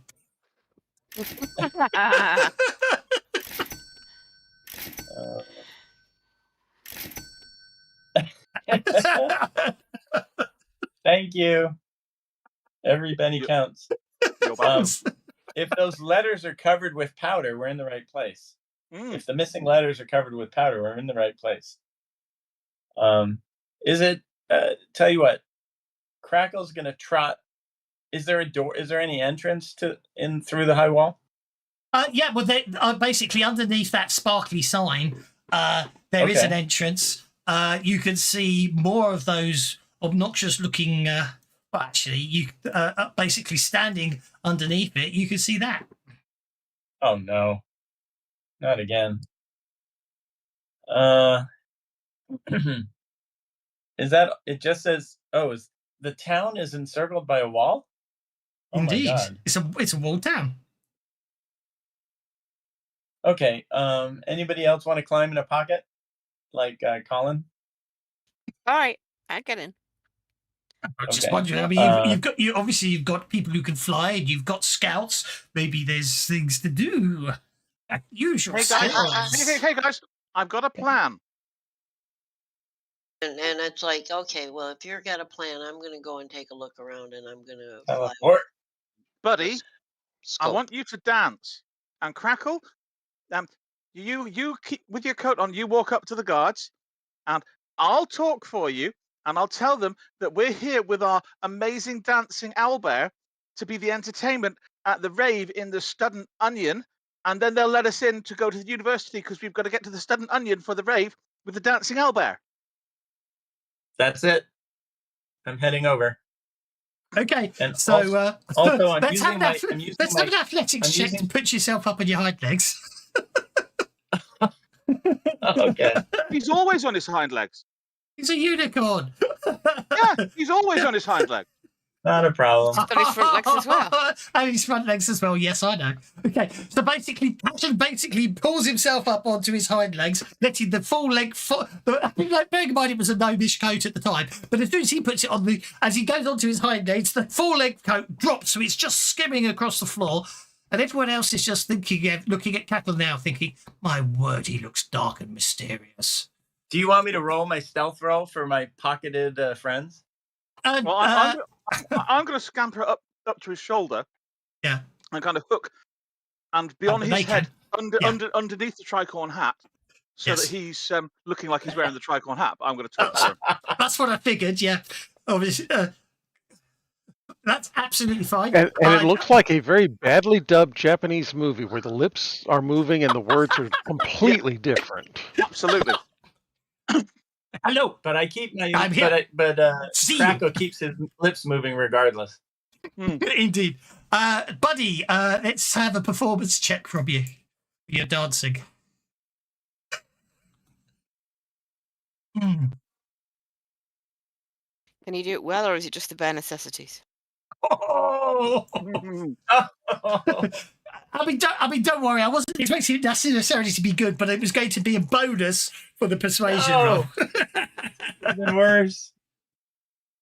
I have to give you one for the bare necessities. That was awesome. Thank you.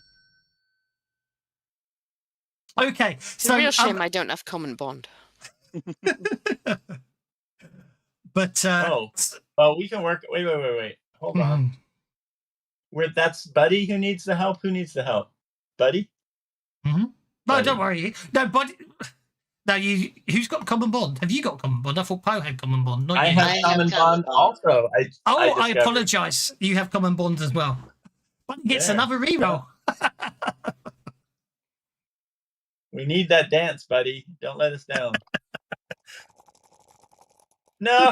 Can he get more than one? Because hearing all this, I'm going to fly at him and dig my claws into his shoulder and say, "Try again." Oh, I can give another one?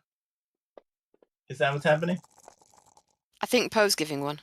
Yeah. Oh, there we go. Poe definitely that pain. I'm dancing around from the pain, and it actually looks like I'm dancing. Yeah.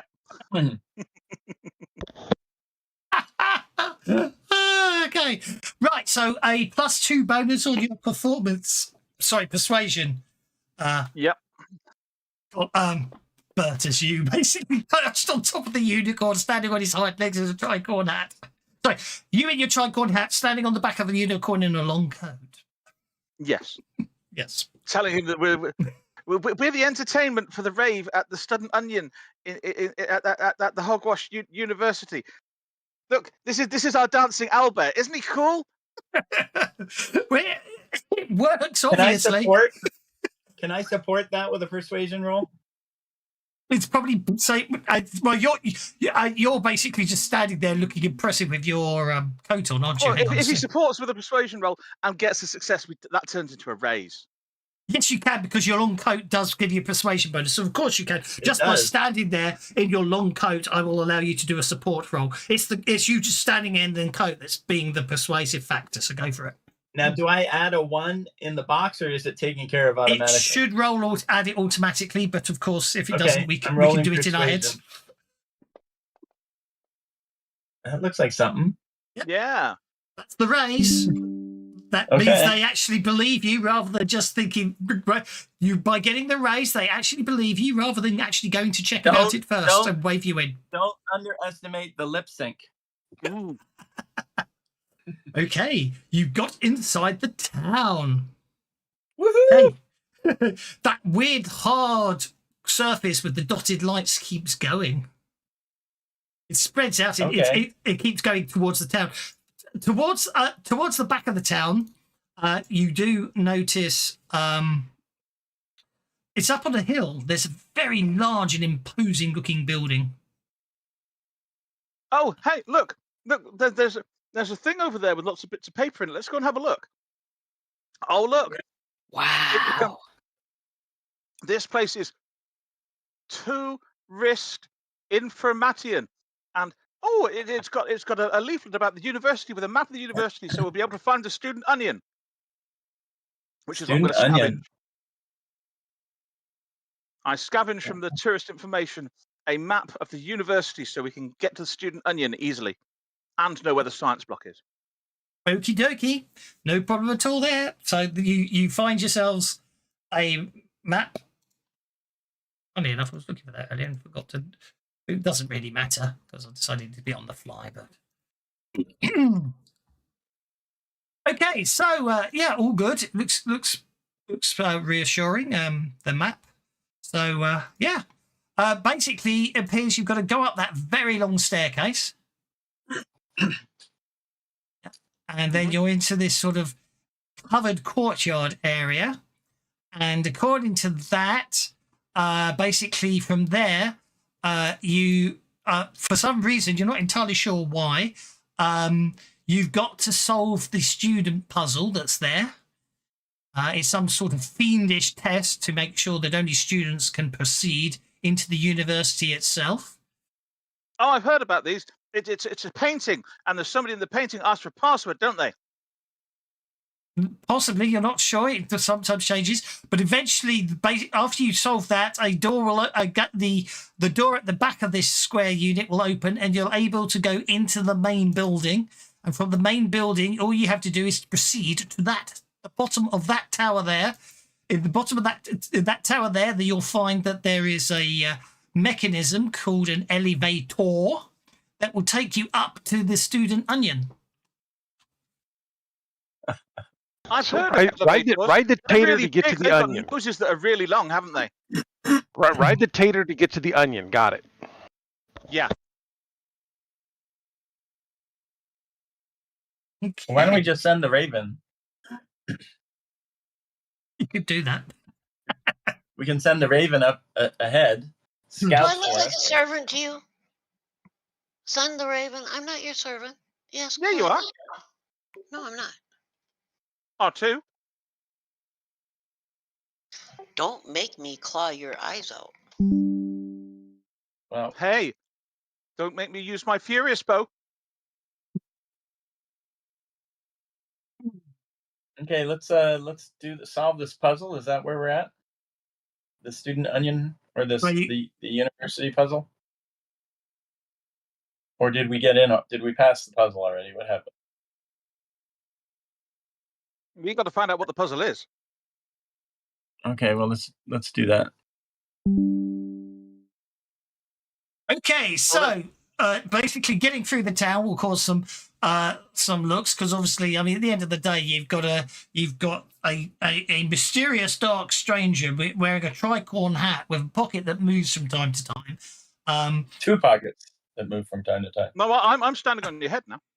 Oh, you're with a okay. pocket that moves from time to time. Some stubbornly old-looking donkey that's coming along with you, and then basically an owlbear that seems to be following alongside, but seems to be very been walking behind you all.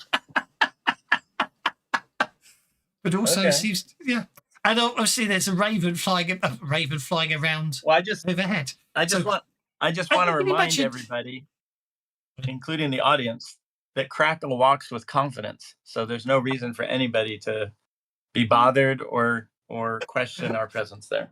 I was actually going to say, everyone's giving you quite a wide berth, but you think it might be Buddy that's actually getting everyone away from you.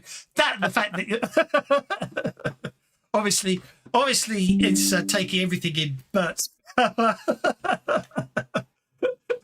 also this dark stranger is Crackle standing up on his hind legs, so he's probably about, I don't know, what, a unicorn on its hind legs? 8 feet tall? 8 feet tall, I'd say, yeah.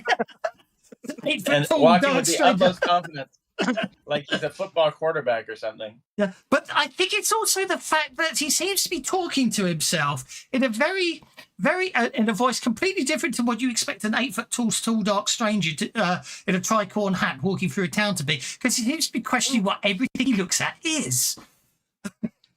The hat seems to twirl around separate to the rest of the head. As if the hat's looking everywhere. It's the weirdest of things. But anyway, you advance up you basically find yourselves climbing up the stairs. And you find yourself in this sheltered courtyard. I just realised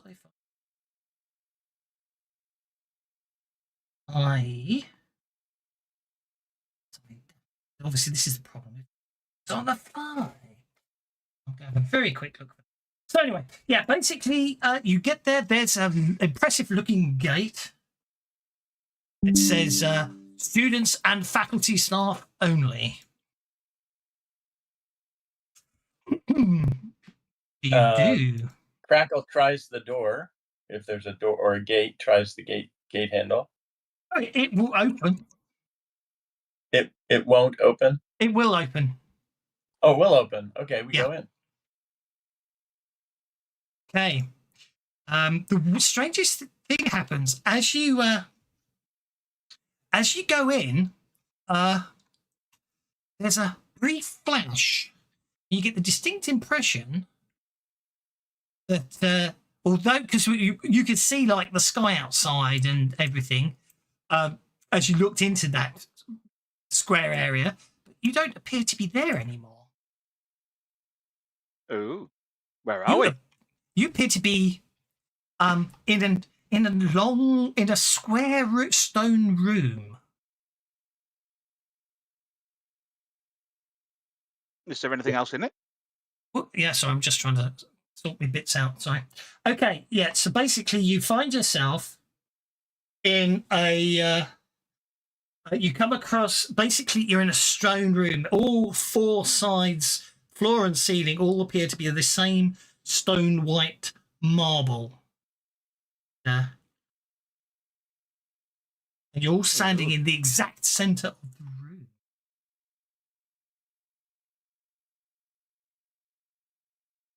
Okay. Are there any doors? As you're standing in the center of the room, you see nothing. Nothing but white marble is what I'm hearing. Yeah, Nothing you don't see any. You don't see any doors, is what I'm trying to say. What about the ceiling? What's going on the ceiling? See, yeah, basically, you just seem to be in a room that seems to be made of stone. Okay. So we are playing paranoia. But Buddy is going to put his claws on the wall and start kind of push in just a little bit and start walking around the edges of the room to see if his claws catch on anything. You're doing the chalkboard thing? Really? Yes, I am. Yes, I am. All the way around this room. The second Ooh. you take a step out of the center of the room, a mysterious door appears, ancient and imposing. Its surface is engraved with intricate patterns and symbols, hinting at the secrets that lie beyond. Yet what truly captures your attention is a cryptic inscription etched in faded runes.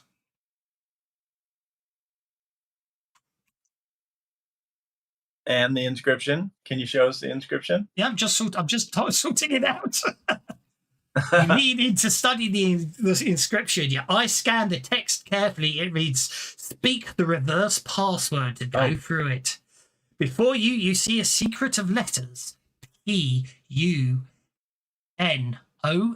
as if daring you to decipher its hidden meaning.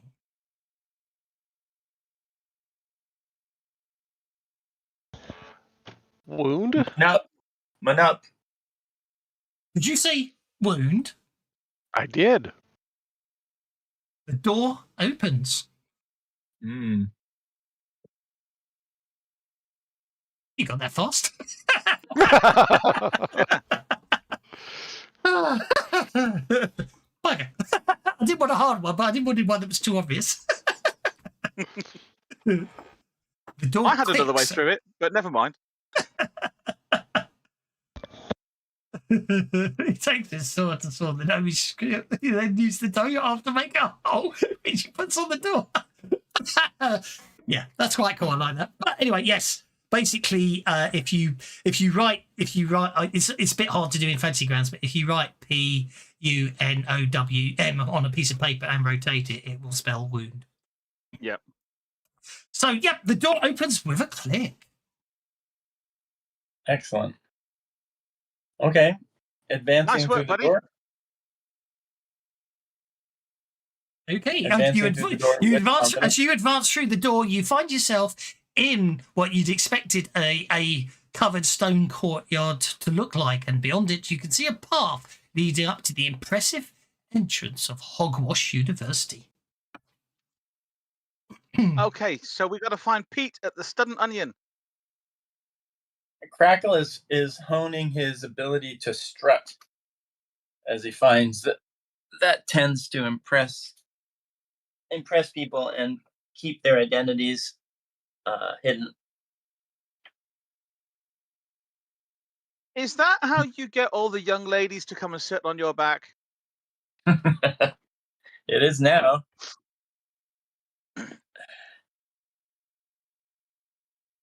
Okay, off to the Student Onion. Now, Right. Okay. You basically get. oh, are you sure you don't want to scout ahead for us? Just have to fly up and check out the Student Onion. Yeah, Poe. You're the only one that's good enough to be able to do that. And we will be able to follow you and do everything you say if you can fly up there first and tell us about it. Because none of us are good enough to do that.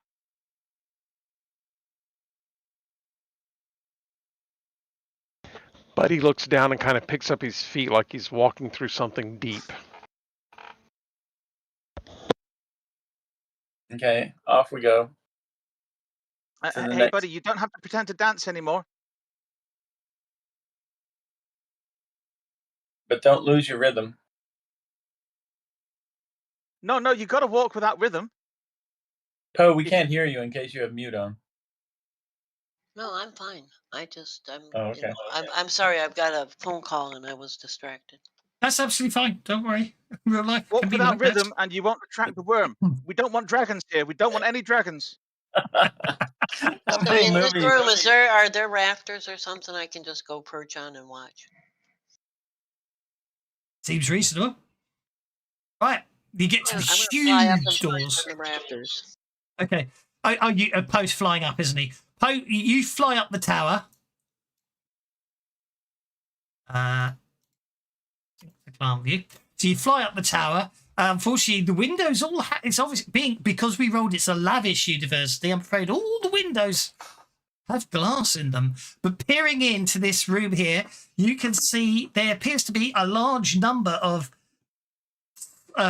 smaller humanoids, not as big as some of them you see, but not as small as the really small ones that can walk, that is, as opposed to the really, really small ones that lie down and don't cry a lot. But they seem to be all basically, they seem to be jumping up and down and moving around, and there seems to be lights flashing all over the place.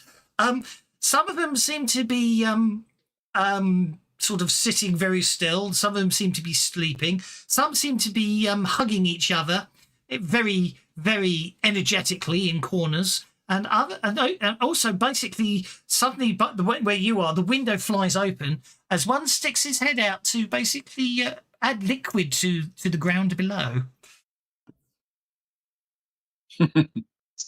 Well, not too bright. I'll fly back down to the others. I think they got lots of the powders. They're all jumping around like a bunch of fools in there.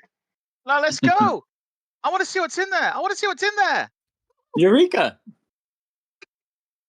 I had a bath. Crackle's on it. He's all about powder. Right. Let's take the time to be back to the main entrance. It is a big, imposing door. There is a large door knocker in the middle of the door as you approach. It's in the shape of a huge metal lion. The actual knocker itself seems to go through the cheeks. Its eyes turn to look at the strange collection of individuals in front of it, and goes, "You don't look like students to me." Except, of course, with a knocker through its lips, it's probably more like, "You don't look like students to me." What do you know? You're a door. I've seen many students over the years. Most of them have distinctly less fur or feathers than you've got. We're here to entertain at the rave. This is Buddy. He's our dancing owlbear. Right, and right, in that case, you'd have been given the password of the day, won't you? Well, of course we would, but we wouldn't tell you, would we? Because you might not know it. Well, the rules are I have to ask you, and you have to give me the answer. If you're 8 feet away from my door, without each move you advance half the distance to my door, how many moves will it take you to reach the door? An infinite number of moves, because if you half the distance every time, you'll never actually get there. That's stupid. That's correct, got you. Must be the ones who are meant to be here, because no one else could work that one out. Took the dwarf guard 2 days. It was funny. Right, okay then. Oh, suddenly he knocks himself. He basically, the knocker knocks on the door and the door's open. And in you go. Inside is a vast hallway of the seat of education and learning. There seems to be a bunch of students just basically wandering around the place looking listless and forlorn. Probably haven't been invited to the Onion. Oh dear. So you can see a grand staircase directly opposite the entrance. And the corridors heading off to the left and right of the entrance. I wonder if any of them know where Pete is. We could ask.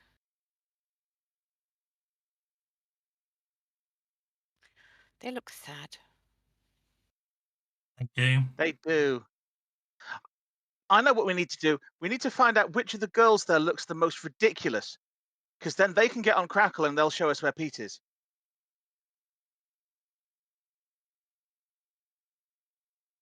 So apparently this as a group of them wander by.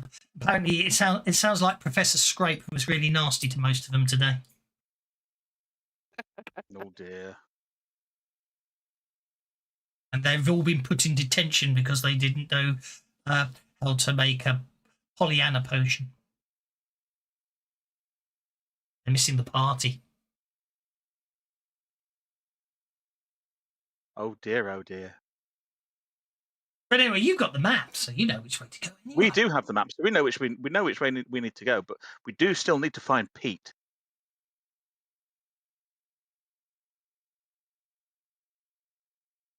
Okay, I'm going to have a look at the map, see if I can get it the right way up to make sure we know where we're going. Yeah. Well, you're going right then. You're ignoring the grand staircase, and you're not going left. You're going right to the student onion. No, we're not. Because I'm curious. We're going to explore everything else first, so I get to see everywhere before we get to the student onion. Okie dokie. Maybe I can find some more things to steal. 3 hours later, you find yourselves back at the entrance with a interesting paraphernalia of stuff, all of which useless but fascinating to all of you in their own ways. Can I use my scavenger edge to, during that trip, have got hold of like a student yearbook or something that we can flick through so we can identify Pete, so we know what he looks like? That seems reasonable. Marvelous. Okay, Pete will be in here, I'm sure. You know where to find Pete according to the note. Well, yeah, he'll be in the student onion. Yeah. But we don't know what he looks like until we got the book, and now we got the yearbook, we know what he looks like. Indeed, Pete. Pete looks like well, he's an interesting individual. He's got long, scraggly hair, sort of a dirty blonde, scraggly hair, and he's got these really impressive-looking sunglasses on. Even though it looks like this painting was done on a grey, cloudy day with rain in the sky, and for some reason. He's got this. He basically obviously thinks a lot of himself because he's got this very strange pointed hat on him, and it's got some writing in the middle. It's basically written across it in letters that seem to be glowing even in the painting. Is the word wizard? One more Z than Rincewind had.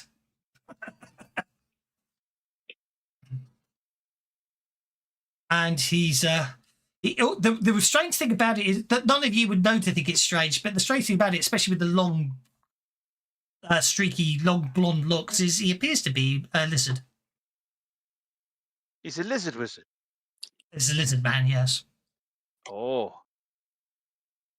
Are you sure his name's not Harry? You're a lizard, Harry? No, he's a wizard. He's Pete the Wizard. Definitely. He's got a hat to prove it. Well, it's okay. Now that we're back at the entrance, whoa, we're halfway there. Whoa, lizard wizard there.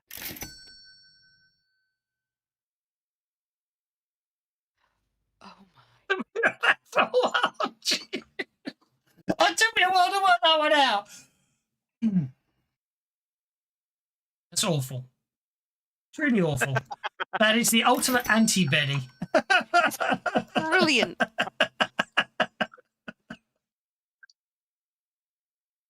We're earning the bennies, but we're not finding the powder. We're not. But We it's need all right, the that much powder. we can just keep the powder we've got going longer until we get there. So let's go and find Pete, the lizard wizard. Okay, so you head right, the only way you haven't been yet. Yes. Indeed.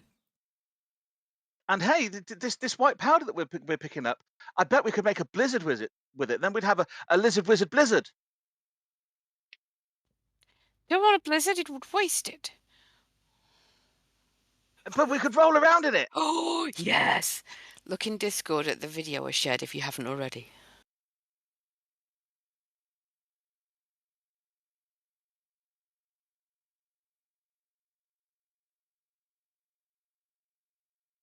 Got the one that I can't really watch because it's probably copyrighted material, so I'll have to watch later. But yes. Hang on, if I can mute the browser, and it doesn't. Then people don't hear what I'm looking at. Oh, very scared and surprised. Okay, that's fine because I clicked on something earlier and it was something else. There's a bunch of ferrets running around in polystyrene balls. That was Colin earlier, wasn't it? But it wasn't polystyrene. Yeah. I take it back. That's very Me good. frolicking in the snow. Okie dokie. Oh, all good. Right. So basically speaking, yeah, okay. You head down the pathways. You get to the elevator. It's a strange contraption. There seems to be basically this iron grating across it, and nothing behind it but a hole in the floor and some wires going upwards. Is there And room there- to follow the wires upwards with it? What are we Well, I'd supposed say to do with wires, they're that? big fat cables. There also appears to be two glowing buttons. One seems to be pointing upwards, and one seems to be pointing downwards. It's shiny, gotta press it. I pressed the other one. Okay, I pressed down, you pressed up. Yeah. Okie dokie. I got there first. There's a loud clunk, and the cable starts moving. Oh, wonder what that's gonna do. The Bet it's cable, gonna be good. the cable is moving up away from you. Suddenly, behind this grating appears a large metal box. It seems to come up out of the floor. Wow. I'm gonna look at this map and see if it tells us what floor the stud onion's on. So looking at the outside, it looks like it's going to be on the 3rd floor. Okay. With that second clunk, the metal box stops moving, and the grates in front of you slide back as if by magic, which it probably is, revealing. Hey, I got an An idea, guys. empty If we get in the room. metal box can take us up to the 3rd floor where we need to be. Magic box. Yeah. Wow. Well, that sounds reasonable. Let's do it. Crackle ducks under the door, which doesn't seem to be quite tall enough for Crackle, and enters the big box. I assume there's a light on in the box. There's more buttons in here, guys. There's more buttons. Push a button. Okay, I'm gonna push this one. Well, I push button number 4. Okay. You push button number 4. Okay. The Crackle buttons. pushes 2. Okay, well that's going to be interesting. I haven't actually told you the numbers yet, but anyway. The numbered buttons. The buttons. The number of the buttons are -2, -1, 0, 1, 2, 3. Okay, so I pressed the 4th button that you listed, which is actually 2. Okay, you press the button. It goes. It goes what? I'll push it again. It repeats the noise. The noise is nearly inaudible. Sorry. It goes Yeah. Yeah. I start pushing them. I start pushing all of the buttons. Okay. Nothing happens until you press the button -1 or -2. And when you press one of those, whichever one you want to press first. Let's roll a D2 for it.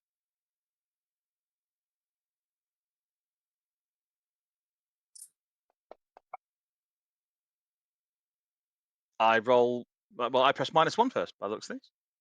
Okie dokie. The button lights up. The doors close, and the lift starts moving downwards. There we go. We need to go up. Yeah, but you pressed the down button, didn't you? I know. It's not working. Just when we need Poe. Hang on. Open door and press the other one. You press down. We need to press up to go up.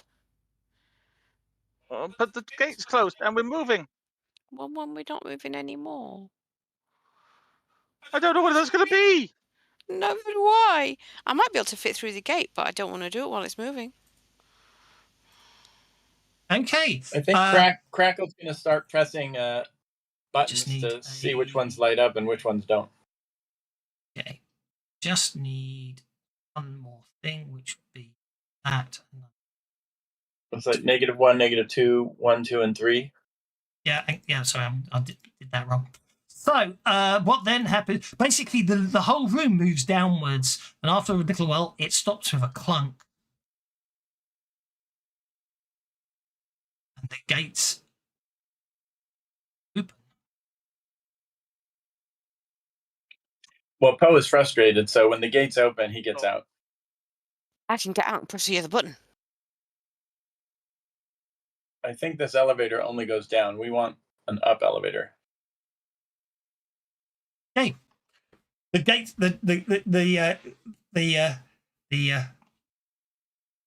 basically the gates open, and basically the light from the elevator reveals what you can see there. And of course, you can see more, which I didn't mean to Now, put are we second light on.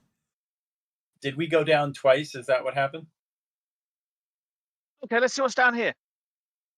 Woohoo! Okay. Oh, wow. Ah, dragon! Dragon! Dragon! What? What happened to There's the a light? dragon! There's a dragon! There's a dragon! Does he need a hug too? I'll go hug him. Let's go hug him. The light keeps turning on and off. I don't know if that's supposed to happen. Is there a blinking light? Is that what's happening? Should be. Sometimes I can see the room and sometimes I can't. I can just... It depends if your token's active or not, because some of you will have night vision and some of you won't. So some of you won't be able to see in the darkness down here. It's a statue. It's a dragon! Thought horses had pretty good night vision. Does this look like some kind of torch thing that I'm next to? It does. Can I light it? You probably could. I'll try. I will try and form a spark in it using my claws on the edge of it, because I've got MacGyver, and I will try and light it using my MacGyvery powers.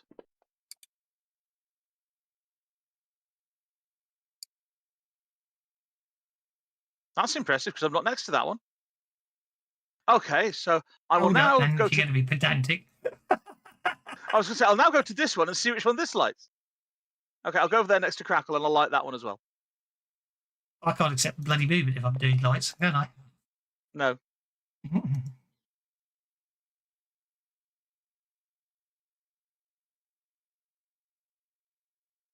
To do that, to turn it on, and there we go. Ah, I can see now. Hey, this is better. I'm gonna switch all these on. The dragon starts moving. Statue, not statue, statue, not statue, statue, not statue. Crackle gets the Joker. Crackle gets what? Oh, again? The 4 Jokers in the deck. Yeah. Oh, Crackle got a Joker. Oh, good. Thought you said I got a 2. Like, oh, what's new? Oh, we're in combat. I don't even. Oh, Yeah, we're in combat with a dragon. a dark Dr. Gaon. We're with a stone dragon. At least it's friendly. Is it? Yeah, it looks friendly. Okay. You're going on. You've got the Joker bonus, so you go hold if you want to. Oh, sorry, I didn't realize that meant I've been going last for so long. So that thing is moving. Is it? Does it look threatening? It started moving. I think I'm gonna hold. Crackle's holding to see what's up. With a clunk, the lift doors close and the box moves away. Well, it sure is good we started in the basement. Look alive, everyone. Oh, you're up. No, I said I'm doing a hold. Yeah. Do I hit a button for hold? I'll put you on hold, don't worry. Oh, you're up. And Okay. it's just on the phone, in which case I can put you on hold. I think Poe's on the phone. No, Those were Oh, you're I back. just got back. I just got back. So is this a real dragon or a stone dragon? It's a It's stone dragon. It's a stone dragon.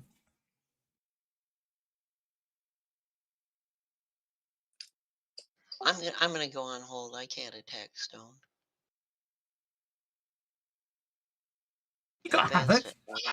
Haven't you got havoc? Well, then put me back. I can try it. You could call the rocks, and you got this is backcountry. You could call rocks as well. You remember what chaos that They causes? just form. They just form. They I just know. form a wall. I know that's a terrible But use of call rocks. I can try going up here and cawing like a crow, and this is backcountry, and I will hit him with havoc.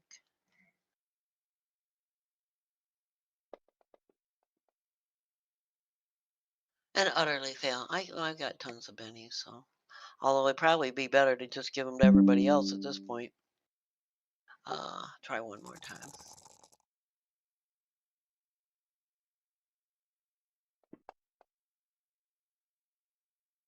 Yep, that's a successful casting of This Is Backcountry. So basically, uttering the name of the spell while gesturing grandly at the immediate environments unleashes a thunderous flock of illusionary bats that create general chaos, knocking enemies off their feet and causing them to scurry for cover.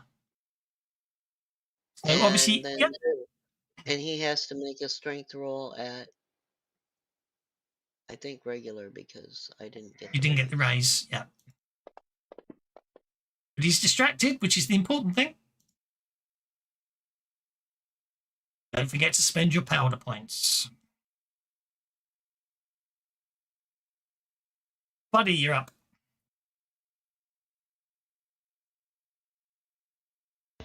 Put me on hold, please. Certainly. Bert Raccoon. Okay, so Bert is going to use one of the spells that he got. He's going to use Life in the Fast Lane.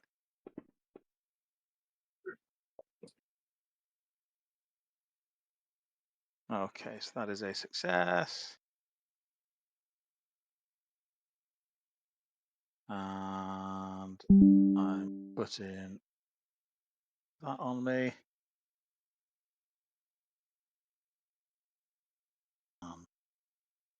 That on me. That's going to be 2, 3, 4, 5 powder points. It's a look of your powder. Used up there. Oh, it is. But it's all right. It regains your powder points. Yeah.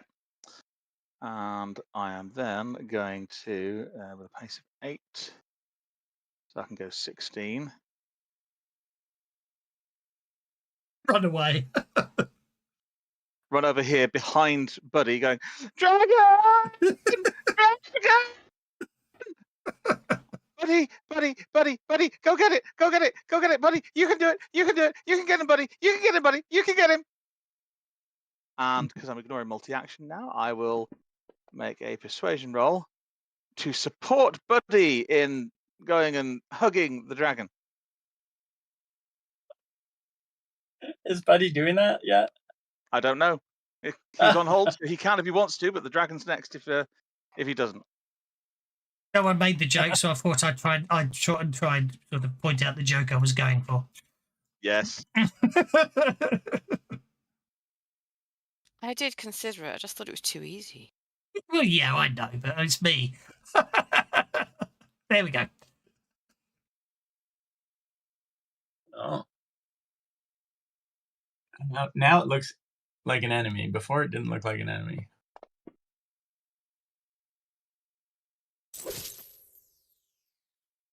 Great God, it just basically reaches down with one of its paws and punches the ground right next to you, or possibly right on top of you. Oh, I think it's obviously a tail, isn't it? Has it caught you by the tail?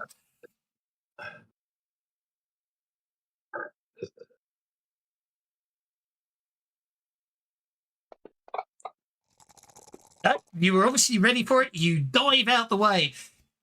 However, the exertion costs you a powder point. Nevermore is on the map at the moment, so Nevermore on hold. Buddy requests interrupt. How do you request interrupt? Double click on your card. In the combat tracker is what happens? Yeah. Okay. Buddy. We don't Okay. have This is a dragon. Dragons are big and mean. Buddy is going to run forward. And I not didn't quite get there. Bummer. I double clicked. I didn't get a bell on my card. Oh, that card. There we go. Okay. And I will make a. I will make a fighting test against the stoned dragon. Okay.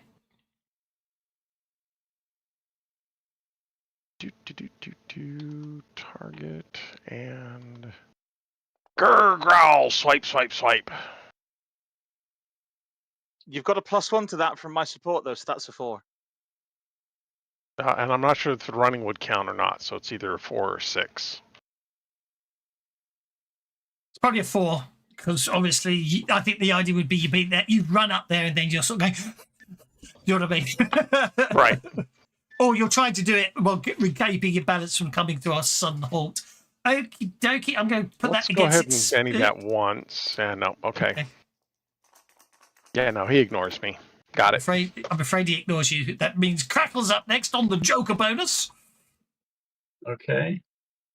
Crackle is. I didn't change my. Oh, I can't get there? Wait, what's going on?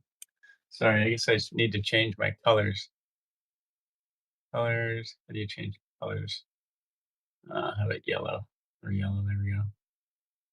Okay, let's try that again so I can see the number. I still can't see the numbers. No, you have to click on O. You do have to make sure you click on OK when you're changing the colours. It always catches me out. Okay. Custom dice toggle. Oh, the OK, but I don't see an OK. No, button. it's under options, colour, active character. Second down. Oh. Sorry, I thought it was the dice. Yeah, no. Options. It used to be, but they changed it when they put in the funky dice. They made the colour separate. And then you can pick a colour. Sorry. It's fine. This is stupid. Where's the house rules or? It should be at the very top under per user. If you right click on your portrait in the top left, there's a little circle down at about 4 o'clock. You click on that, and that will let you change your pointer color as well. Oh, that. Did not know that. That's much easier. There we go. Now I should be able to see how far I'm trying to move. It's much easier. 3, 4. Oh, good. I can make it. Okay, so that's no problem. So I'm gonna go beside him. Yep. And then I'm gonna do. I'm gonna attack. I'm gonna do 2 actions, and they're both gonna be the same attack. That's absolutely fine under those rules. Don't forget. Just for the record. Don't forget. You can obviously you can use your you can hang on, what's it called? I've forgotten already. I should have named it properly. You've got the teleport capability, which means you can move a guaranteed 12 inches. Well, I can already close with him, so I know. I'm just pointing it out. Though. I'm not sure I need to. Okay. I haven't figured out what I would use that for yet. I think I did target him. Yep, you got him targeted. And I'm going to horn attack him. Horn attack? Yep, go for it. That's a miss. Okay, try again. Actually, I'll Benny that just in case, because it'd be nice to get 2 attacks in on.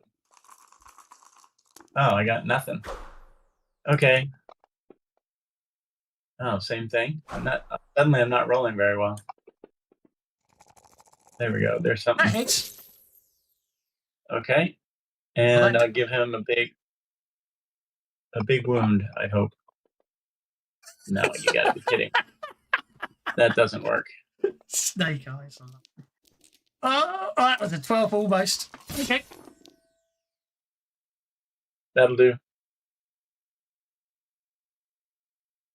Well, indeed. That used up a lot of bennies. Yep. That's okay.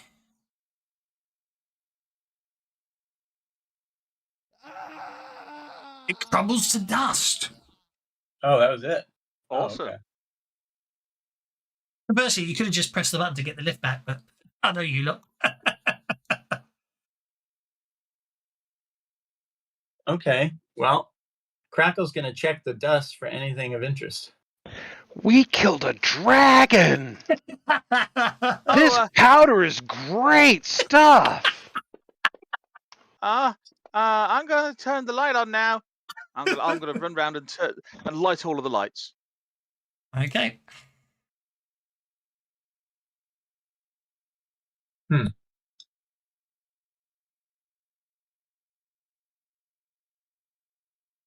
Hey, there's a door. Where's it Can't go? see Where's it. it go? Where's it go? Away I from don't know. away from the cocaine. Wait, is this I'm gonna put it dragon anyway. cocaine? Or is that, where's the cocaine? Is this powder cocaine? No. We can find out. Yeah. This Crackle's sniffing everything in. was you went in the wrong direction, so you ended up in a stinky dungeon. Okay, I'm going to press the other button. I'm going to press the up one. Bing. Okay, you ping the lift comes back down, the door's open. Is that the only lift? Let me in. Okay, if that's the only lift, Crackle goes back in. Otherwise, Never he One waits for push the button other lift. starting from the top. Nevermore, the donkey just stares at all of you as you come piling back into the lift he never stepped out of. I will jump up onto the donkey's back and then onto its head so I can reach button number 3 and press button number 3 about 70 million times. Okie dokie. Or twice, whichever's easier. Pressing the button 70 million times takes you up to the third floor. As the doors open, you can hear strange rhythmic sounds coming down the corridor. Ooga chaka. Buddy, get your dance on. As you get closer, the student bodies start to appear, lying here and there in states of dishevelled unconsciousness. Bert starts pole dancing on Crackle's head. Do we have a map? Most, I figured the whole thing would be map free, but I just found a couple. So there's no map. It's all theatre of the mind, which sometimes means you can also means you can actually be more creative, which you'd probably be for the final fight, because I don't think I've got. Given that I didn't know that we were going to be going to the science department of a lavish university, I haven't got a map for that. So the final fight will be purely descriptive. Well, Okay, so we need to find Pete. Crackle's going to Indeed. try the punch for sure. Okay, Crackle's going for the punch. What's Poe going to do? Are these monsters that we're fighting against? No, this is the student union party. No, we're mingling with the student onions. Oh, We gotta find Pete. I'm just Pete gonna looks like fly. this in this here book. I'm gonna fly around their heads screaming, "Nevermore, nevermore!" They're college students; they should recognize the line. Indeed, some of them freak out, but quite others are just standing there going, "Wow!" But you're going to look for Pete, buddy. I think this is your moment to shine, isn't it? Yeah. I'm gonna kind of go in. First, I'm gonna look and see if there's like any kind of buffet table or anything. I mean, There this is a certainly fancy will be. university. Yes, there Yeah. will be. Yeah. So I'm going to start dancing, but I'm definitely dancing towards the buffet table. I'm on the buffet table eating. That's fair enough. Okay, Yeah, so I'm just I saying. fly over while they're doing that. I fly over the buffet table and do what birds do when they fly over. I was eating that. Although, actually, you do notice at the far end of the table, they do appear to have a whole bowl of what appear to be jellied eyeballs. Here, I'm doing my eyeball. bird thing here. A I whole know. bowl of what donuts? Jellied eyeballs. How did you hear that as donuts? He's got the munchies, obviously. That Clearly. brings us to So Crackle. Crackle's eating some of those jelly eyeball donuts. Okie dokie. Well, Buddy starts strutting his stuff, dancing professionally to the dance table. The moonwalking has people in awe.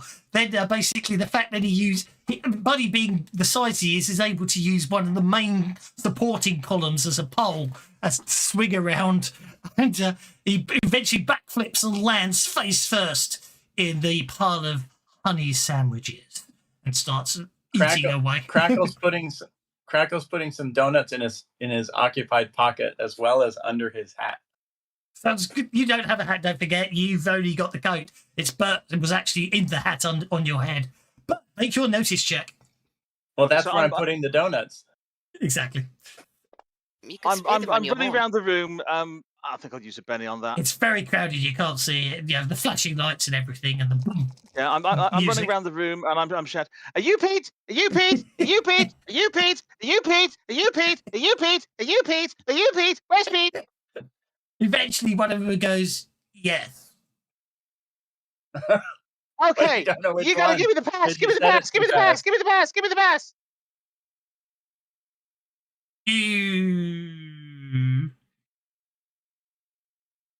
You Sass and Frank, the gnome. No. Well, then I'm not giving you the pass. Go away. But you've got the pass. Right, I'm going to pull out of the brim of my hat the IOU for $200 that is Pete's IOU to the dwarves, and I'm going to hold it in front of him and say, "You give me the pass, and I'll tear this up, and you won't owe them nothing." He goes, "Where'd you get them?" You don't need to know. You just need to know that I got it, and you owe it me now, unless you give me the pass, and then I'll tear it up. He goes, "I give you the pass, you give me the piece of paper." You give me the pass, I eat the piece of paper. Nom. He goes, "Oh, right, fine, okay, but watch out. Professor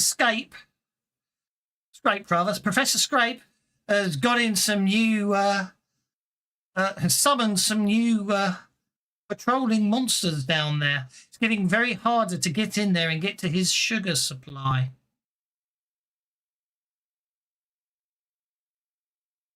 What kind of monsters? Well, they float around and then you're not sure whether they're going to wink at you or lick you to death. Where does he store the sugar? Oh, they make it down there. It's all part of his campaign. I mean, basically, he used to have a good sideline in making artificial sweeteners, but then the Sugar Society basically was able to prove that artificial sweeteners caused horns to grow out the top of your head. It was 100%. They proved it 100% conclusively when they tested it on all the tieflings, and basically they got all the artificial sweeteners banned, which financially ruined him, and he had to come to this school and teach chemistry. But what you mean that Professor Scrape is saccharine Scrape? Indeed, that is correct. But so he's been basically Scrape. it's great. It's brilliant. That is Trumble floor.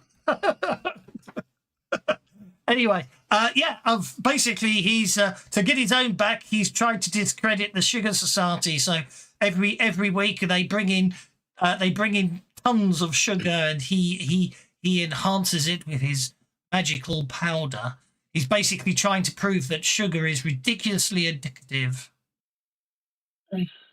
Oh, we did it. Guys, I got a better idea. We don't need the powder. We need to kidnap Saccharine Scrape, and then he'll make us all the powder we ever need. What about we do both? That's a great idea. If you promise me to get hold of Scrape's, if you can make a copy of Scrape's formula, if you can make a Yeah. copy of Scrape's formula, I could take it to Professor Trumblefloor, and he could get Scrape expelled. But where will we get more of the powder? If we've Well, got a it's- copy of the formula, we can make all the powder we ever need. Yeah. But obviously, if Scrape's expelled, he'll be thrown out of Hogwash. Mm. He'll be looking for a job.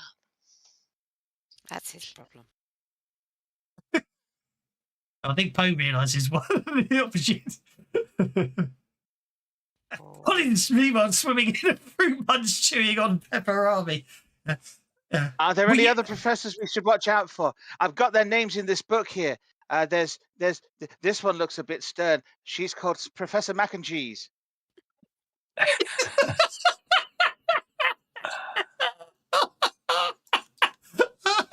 She's on holiday at the moment. Oh, that's a relief. She looks scary. She's gone to the pasta fields. What about this one? She looks like a right troll, Professor Underbridge. But anyway, as I say, I'll give you the pass key if you can get me a copy of Scrape's formula so I can take it to Professor Trumblefloor and get it expelled. Okay. We can copy it. Poe's really good at writing. Poe's like a writing desk. Why would a raven be Well, like what a I can writing do is- desk? Yeah. Well, because it can't fly. Anyway, Colin, as you're happily swimming in a bowl of fruit punch, chewing on a pepperami, an airborne depth charge splashes into the bowl with you. No, that was in the food, not the punch. She flew over the whole table. Don't put it in the punch. Jump Set on the and table. throw a jellied eyeball at her. Okay, Which I you- catch Debbie. Okay, Crackle's moving back to the donuts. Okie dokie. You have the pass key. You have access to the science department. Yeah, I'm going to run around and gather everybody up and say, guys, okay, new plan. What we need to do is we've got to get a copy of Professor Scrape's scrote, and we need to give that to Pete. And then if Professor Scrape's scrote has been shown around to everybody, Professor Trumblefloor will kick him out, and then we can use it to use him to make lots more powder. We need to get his testicles? That's what Pete said. We need to get his scrote and show it to Pete, and then that will get him expelled. Okay. Think he said formula. Oh. His notes. The formula. Is Oh, notes. Sorry. That makes more sense. Okay, do we know where the Not as know where fun, the but more science lab sense. It's in the science block, and I got the passkey right here. I will hold it up in the air. which floor is that on? Can we take the elevator? No. Let me look at a map. I will look at Yeah. the map and find out where the science block is. It's in that tower. There. Okay, we need to go this way. You have to go back down and up that grand staircase. Funny enough, actually, you did go actual fact, I will admit the WASD keys will be useful. Betty is for all, says Bewildered Badger, and I wholeheartedly agree. Yeah, we've been past the science block before because I took us on a grand tour of the university. Exactly. So that Okay, means we can get in that door that we couldn't get in before, and we can see what's in there. Indeed. Off we go. So, Indeed. are we taking the stairs or elevator? You'll take the elevator back down to the ground floor, and from there you will then be able to basically this unfortunately the science department's a bit old-fashioned in the fact that it doesn't have an elevator because students are lazy apparently, and they had one installed. But the science department, you still have to walk up the stairs manually. So let's have. I need it. I'm going to be evil here. I need everyone to make a vigor check as you climb the 300 stairs to the science department. I'm flying, evil. so do I need to do that? No, you're fine, Poe. And I'm just I'm riding in the pocket of Crackle's And, coat. and I fly ahead of them, and I take a dump on the stairs and make them all slippery because I'm eating. I'm just being Where do really you keep evil. making it from? Okay, I'm just being evil because every vigor check costs you a powder point, doesn't it? Yeah. But yeah, I'm riding in the Crackle's coat pocket. I'm chilling. Okie dokie. Okay, when you as you get to the top of the stairs, Crackle and Buddy and Colin all need to make athletics checks. For some reason, the very top stairs are very slippery.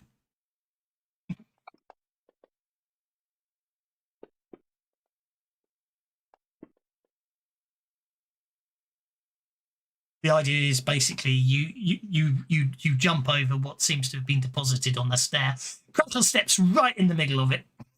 No, I rolled earlier. That was an did. an extra roll. That's okay. to That's check my absolutely fine. Thank you. Colin, you jump. All of you just clear the stair. You don't know you don't know how Poe makes so much of the stuff, but he seems to spread so fast. Even See, from I here, think it's the powder. I think it's the powder. It's probably just is. got things moving. Even from here at the top of this tower, you can suddenly hear, "Oh no! Wrapped in that punch!" I mean, floating Birds have pretty across. fast. Birds have pretty fast metabolism, so you feed them and it just comes squirting out. Yeah, and that too bad that's not listed under my weapons. Yeah. I can use it in improvised fighting, though, right? Can't I? Oh yeah, you can. Great. You most certainly can use that as a I mean, no reason you can't use that as a test, and there's no reason it has to be fighting. I mean, let's have a look at your stats. Personally, I've got taunt. you've Oh, got I could use taunt. Or basically, I think strategic crapping could actually be the battle skill. Mm. That could be. You could Strategic crapping. Only in D&D would strategic crapping be a skill. Righty ho. So, okay, basically, I've just seen the description for them. So, basically, using the pass key, you're able to get access to the science department, and basically, it's even in the heightest part of days. For some reason, this whole area of the place seems to be dark and gloomy. I think they don't like windows in the science department. Might be just Professor Scrape doesn't like them. But anyway, as you start heading down the corridor, you see that there are 5 orb-shaped ant creatures floating towards you. They're super deadly floating beach balls covered in eyes with a giant mouth full of sharp teeth, like if Pac-Man were from the Cthulhu mythos. Crackle charges. And just as I say, because I know I've shared it before, but just because it's such a bloody awesome picture, I can't not share it again.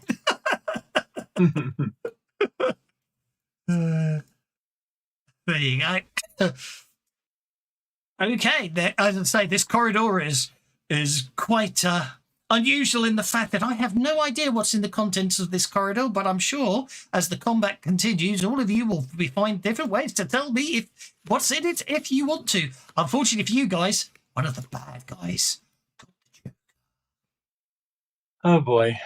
So Mr. GM's got lots of pennies. He's not used any yet. So I'm going to say that this orb comes levitating down and basically bites straight at sees something wiggling in Crackle's pocket and decides that obviously there's something edible in your coat pocket, Crackle. Unfortunately, it happens to be Bert. And it bites Bert, hitting. Now we don't have action cards for this session. No adventure cards. No. I figured this game was crazy enough without it. I will take the being shaken. Okie dokie. The second patrolling orb-shaped monster is basically going to go for the big bear. It's going to come up and try and basically bite the end of Buddy's nose, but Buddy's too fast and misses. But okay, I unshake. And I am completely unskilled, going to fire my MacGyvered Gnomish Furious Bow at the thing that's trying to chew me through the coat.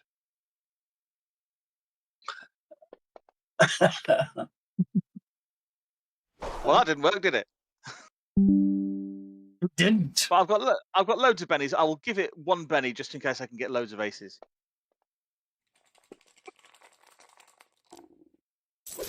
Ooh, look at that. That'll do. You might hit it in an eye. I'm not sure. It might be hard to hit an eye. Not that hard. Half of the thing is an eye. That was the whole point of the joke. Oh, sorry. Give yourself a Benny. Yay! Oh, I've got plenty. You kill.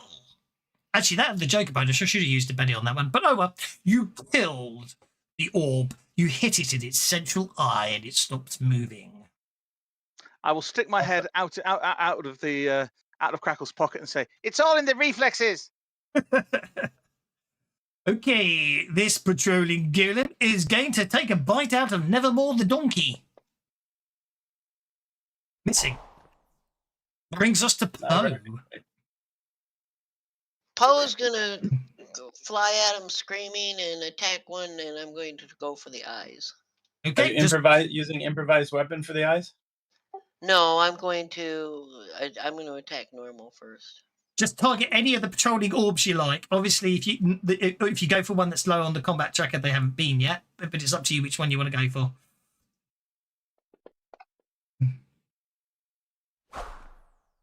And I'm going to just fly right over his head. Indeed. It blinked. That was the problem. Or you got confused. There were so many eyes with the indecision. You become overcome with indecision on which eye to go for. It's going to bite you as you try and fly away. Oh, I think it might have caught your wing.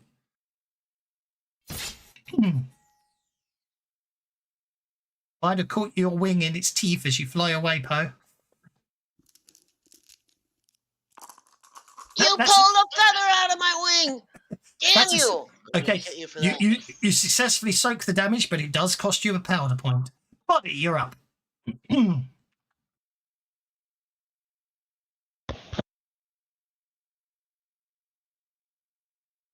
Buddy's up.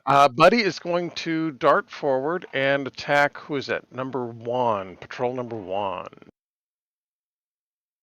And I've targeted him. Okay, thank you. And I'm going to swing some claws at it. Grr, growl, growl, grr, grr. The irony is, of course, being sentient animals, that is how you would have to growl now. You know what? I think I'm going to Benny that. Just because. And 11 will incapacitate it. Just because I understand. That Benny didn't pay off. Oh, it did pay off? When the 11th took it out. For a nice meal and everything. Got it some flowers. You know what? Nevermore is a stubborn donkey, isn't he? He's going to kick. Most donkeys are. Indeed. That brings us to Crackle. Well, it's very convenient that the 3 remaining orbs are standing a pace away from each other. So Crackle's going to wade right in between all of them and invoke Nunchuck Fury with additional power points. So what does a heavy weapon do? Does that make any difference in this situation? I don't know. It won't make any difference in this situation. Okay. So I'm going to do damage +2. I'm going to do lingering damage. So that's +2. So it's a total of 8. How do I power up my power points? Drop a Benny onto the left hand of the 2 PowerPoint numbers. Do I want to spend some of my power points before I do that? I don't waste. Well, put it like this. You just said it's going to cost you 4 power points to cast Nunchuck Fury. 8 in total. So basically, you can't cast it right now because you've only got 7 powder points left. right? So you're going to have to spend the 10 Benny. pennies. Yeah, you're going to have to I spend the did. Benny to get you back up to 10 powder points. You can then Okay. cast the spell, which will take you down to 2, obviously. Whoops. Okay, Sorry. put it back up. There you go. There we go. Thanks. So I'm going to do Nyx Phantom Nunchuck Fury. Yep. And that looks pretty good, I guess. 6 is a successful casting. Okay. Okay, so I am going to say that I'm going to roll a D3. Actually, that's boring. Let's go for maybe a better chance than a D3. Let's roll. Oh, well, it looks like you're only going to hit one of them at the end of your turn. Sorry. Okay. Oh, you mean the whole thing and I only hit one of them? Well, because the point is you have to end your turn adjacent to one. So because it's mapless, they could be spread out. So I'm just. But you said I prefaced my turn saying You I was did. lucky You did. that the You remaining did. ones I'll are let shied you. away from each Go other. on then. I'll let you go.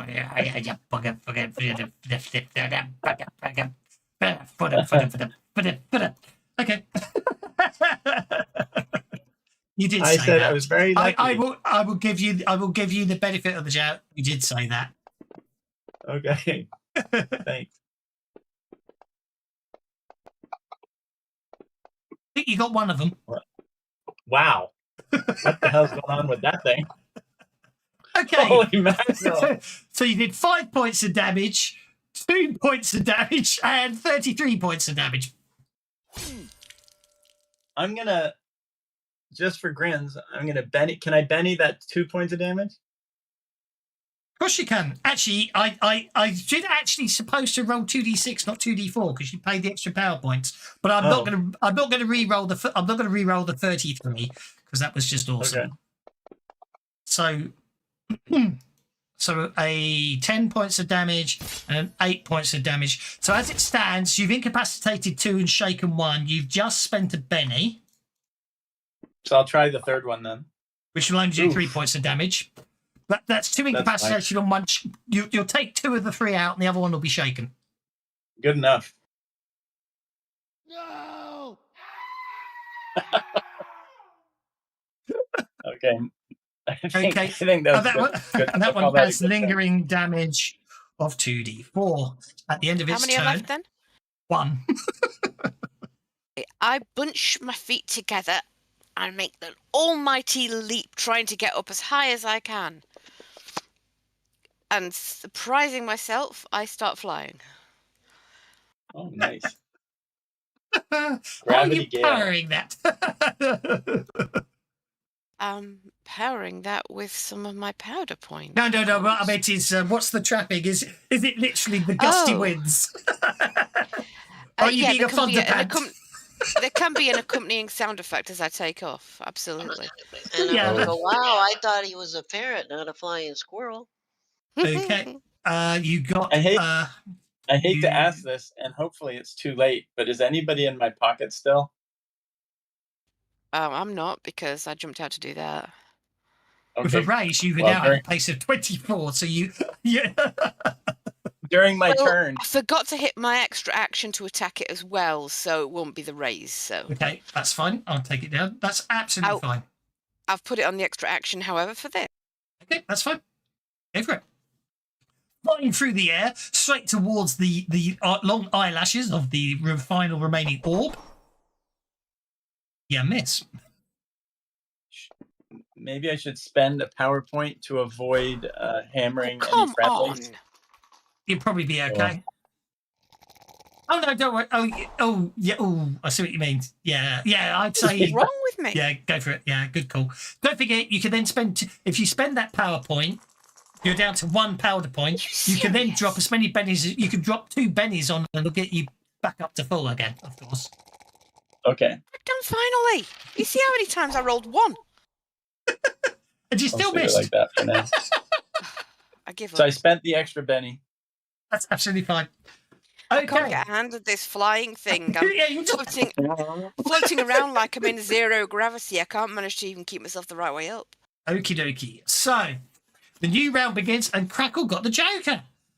So, Excellent. Mm. Well done, Crackle. Crackle will target and pierce the. I guess I have to target the remaining orb. How do I? I'll do it. How do I? Yeah. Okay, thanks. I'm going to And so short that means I combat go- tracker like that. I can do it for you. Come on, roll high. Oh Lord, is that good enough? I'll take that if it hits. It doesn't hit. It does not hit. Okay, I'll doesn't. Benny then. Try Benny on that. There we go. Oh boy, that's gonna hit. That was nearly a 20 on the attack roll there. Go for it.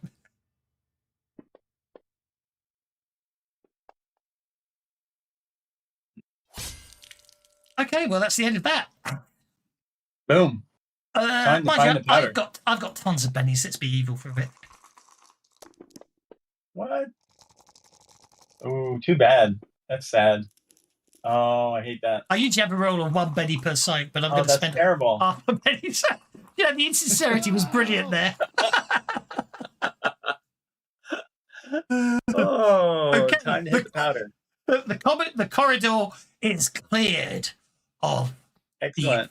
orb-like Crackle's monsters. running down the corridor toward the powder.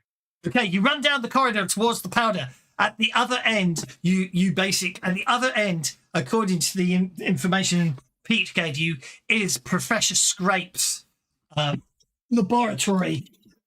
The door in front of it is the most convoluted and complicated thing you've ever seen. There are dozens upon dozens of switches. There are gears. There are pulleys. You can see in numerous places turrets with automated crossbows that track you as you get closer down there.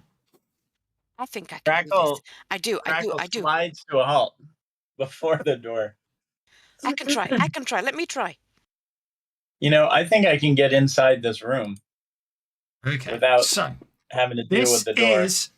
I dismantle it.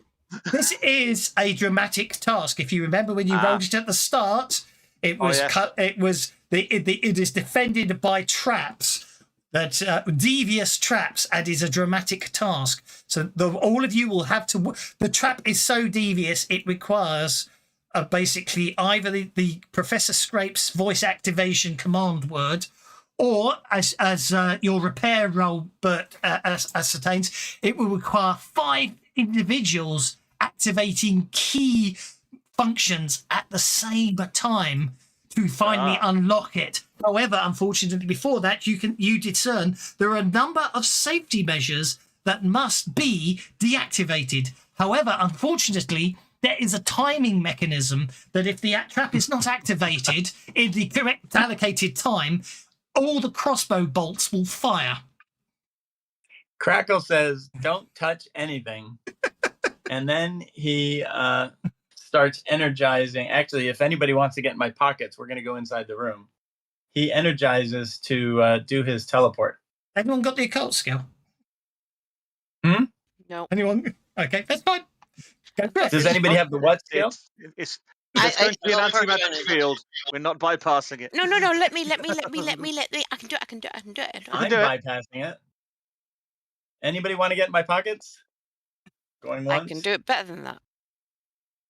Oh, I don't want to be there when you do it. I want to be on the other side of the Oh, door. hang on. If it's dramatic test, don't you need to go as cards? We will go as cards, but if Crackle wants to teleport past it first, I'm going to let him try that. Oof. Try again. There's penalties in there if you can't. Oh, no, that's not. Oh, yeah, hang on.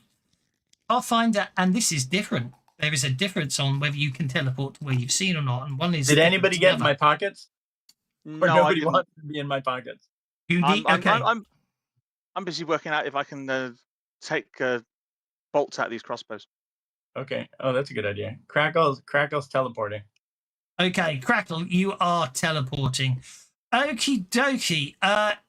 It's a -2 penalty on the casting roll to teleport to somewhere you've not seen before, which is something I had to get it right. So Swade has that rule, but Pathfinder doesn't, because in Pathfinder you can greater teleport, which is thousands of miles of teleport. Therefore, a penalty for not being able to see where you are going. And it's only a mistake I realized quite recently, and I've only just removed it from the rule set. So a 7 is a successful casting. So I'm going to take Crackle off dramatic task. I'm going to resolve a dramatic task on Crackle. That's good. Right. Crackle, you disappear. Crackle hits the powder and then eventually opens the door. I'll tell you what happens in a minute. Anyway, okay, this is multi-person. Okay, average success number of tasks. If you want it to be fair, there's set the number of rounds from 3 to 5 you feel appropriate. Party of 5 given 3 rounds to save. Okay, there's a party. There's only 4 of you doing the task, so you need 12 successes in 3 rounds to disarm the trap. Okay. And get inside. In the meantime, Crackle has already teleported. So I'll deal with the fact that Crackle has already teleported beyond the door. When the time comes, start. Colin gets the Joker bonus. And Colin, you're up first. Now, you did roll a 4 in your thievery. With the Joker bonus, that will be a 6. So you've got a 6 in hand. That. Yeah, you've got a 6 in hand, okay? To get I'd rather a have 9. the 9. Okay, you get the 9. That gives you 2 successes this turn. That brings us to Crackle. That map. What I need to do now is do ambient on and make moonlight. Oh. Okay, Crackle, you I didn't know that. no work. There we go. Oh, okay. Good luck. Good luck.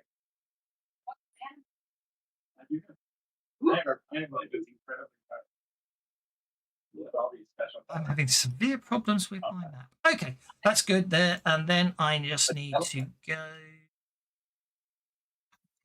at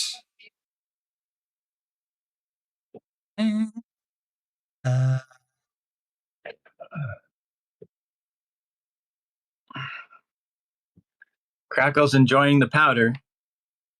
how you say that. Oh, don't make it depressing.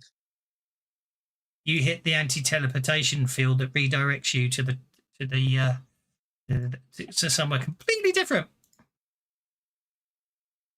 He's not that scientific. It's not wild magic. It's just magic. It's a fantasy realm, I'm afraid. You're in trouble. Okay. Dude is not paranoid. He's not a paranoid lunatic. Yes, he is. Just put up a few traps. He's a cunning elvish mastermind, cunning individual who anticipates and outwits his opponents. He set up anti-teleportation traps. You got teleported. Oh You got teleported back down to the basement. Well, there is powder in the basement, so it could be worse. That's a different basement. Sync to climb. Did you get? Hopefully, you can see where you are. I can see. Yeah, I can see. Okay. Is it? And a dwarf throws an axe at you, hitting you, shaking you. Huh. It's your turn. You unshake. I unshake. Okay. You're in a room with 4 dwarven guards coming towards you. You notice above you. You're standing in you're standing on a rug with some signs pointing above you, going, "This guy tried to steal your cocaine." When you appear there.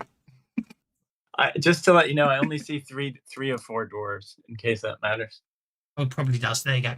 There we go. Okay. Your Phantom Nunchuck Fury is still running, by the way. Oh. Okay. Well, So I just will ending use. your turn next to someone will do damage. So let me lock the token. Let me lock tokens for you. There we go. I think. Oh, you might have to let go of your token before you can move your token again. Try now. Okay. That's There we it. go. Yep. Yep. So I'm gonna Move it. do that. Yep. And kick him. I'm gonna kick him. I don't know what difference it makes between kicks and I don't whatever. think. Did I? Yeah. Yep. You targeted him. Okay, good. So I'll kick him. That's looking pretty good. I think. That's looking good. Roll for damage. Okay. And that's looking pretty good. Hopefully. Yep. You basically you kick that dwarf into the middle of next week. You've moved 4 inches. I think you. Oh, that guy's gone. Okay. Yeah, he's If I gone. do I have enough room to get to that guy? I guess I don't. I think you can get. I think you can reach him. Yeah. Yeah, you Okay.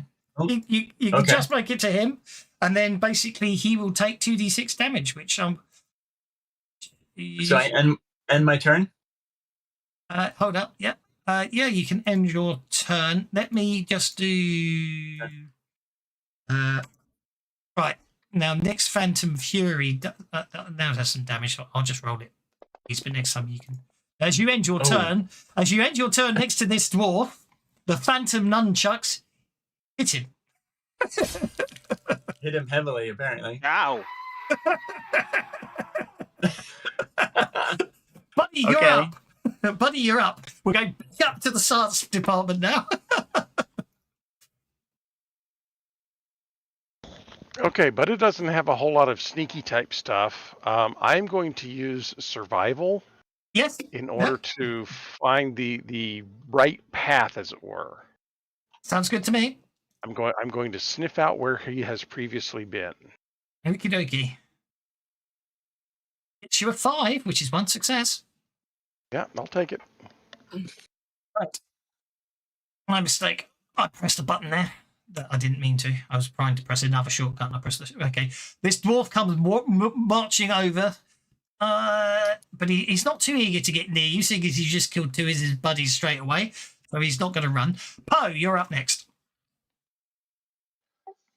I'm just gonna fly over him and drop a load on his head. Hopefully, get it in his eyes and blind. Oh no! You're not fighting. You're dealing with the trap. Oh, okay. What skills do you need for that? Any skill you can justify. I mean, you could use your tactical knowledge of. You've got any of your skills you want to use. You just come up with a way of using it. For example, obviously there are crossbows there and stuff, and you know how they work. So you might be using battle skill to work out where people shouldn't be standing if the trap goes off, or for example, anything you like. It's a standard testing. What about repair skill? You could sabotage.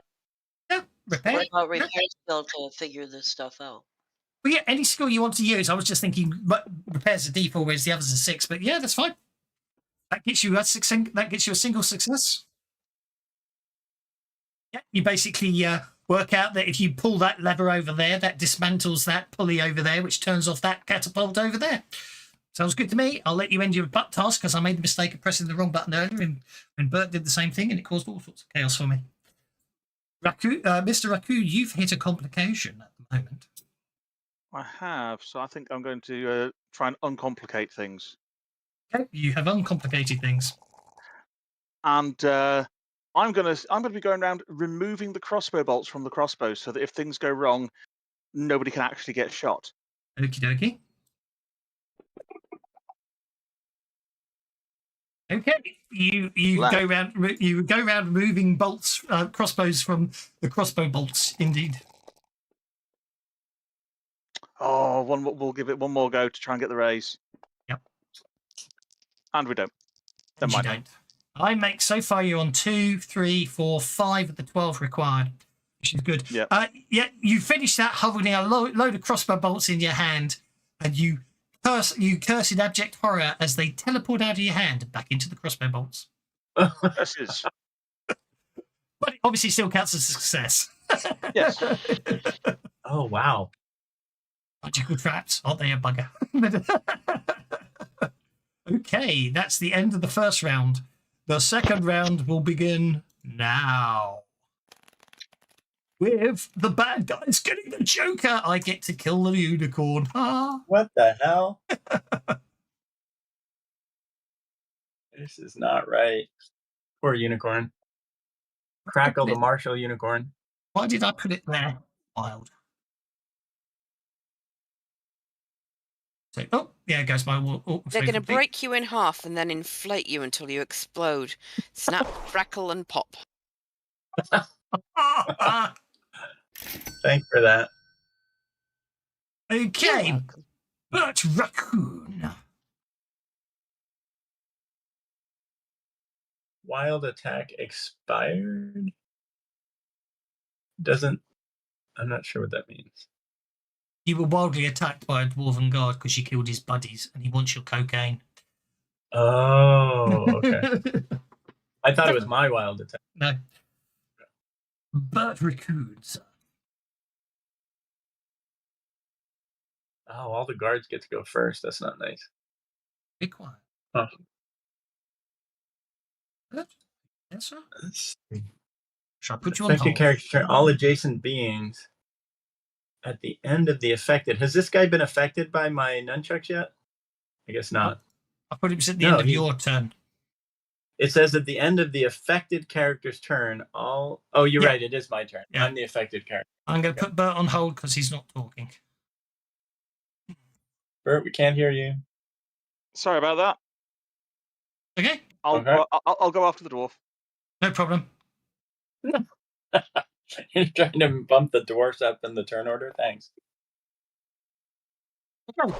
Bert comes off hold. Both. There you go, Bert. Right. So at this point, since that wasn't helping, I'm instead going to use notice, because I know that there are 5 different things that we need to do at the same time to open the door. I'm going to use notice to see if I can find something that will allow one of us to be able to reach 2 of the things now that some unicorns buggered off, so that we can't have the unicorn do something. That's We right. need somebody with an arm extender or something like that, so they Indeed. can. Oh, there we 2 go. people Yeah. once. Yeah. There we go.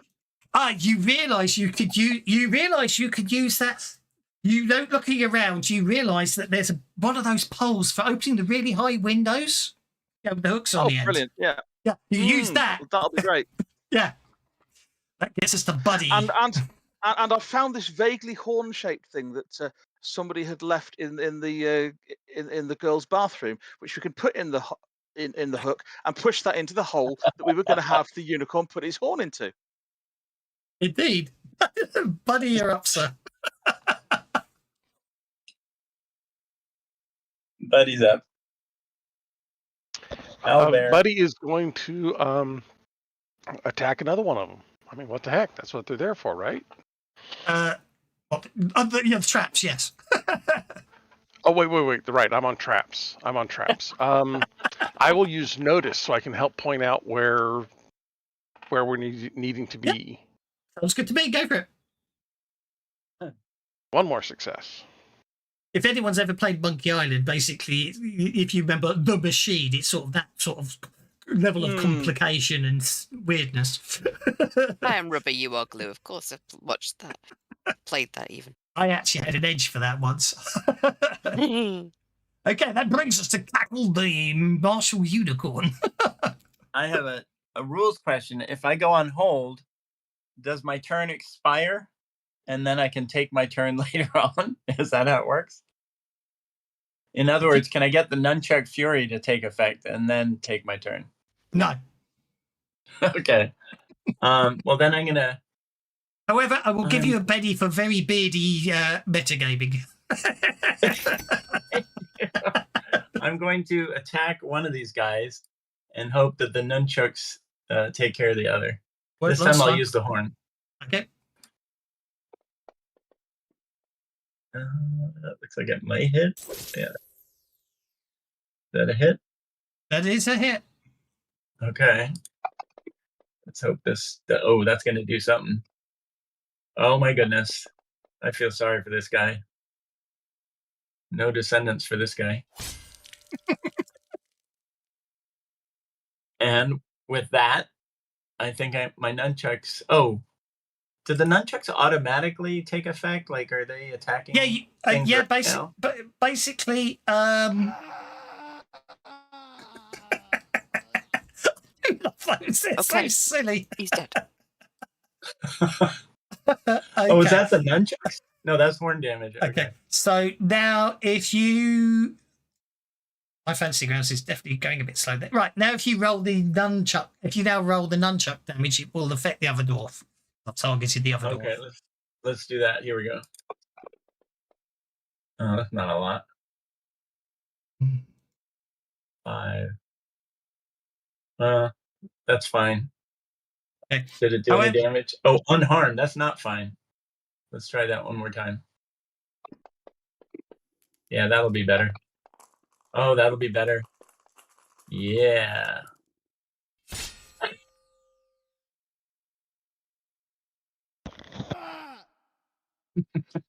Okay. I haven't moved yet. Yeah, you can now move. Yeah. So, is there an elevator anywhere? I'm looking. You can't see an elevator. but you can't see it. You can't see an elevator, but you can see a passage southwards.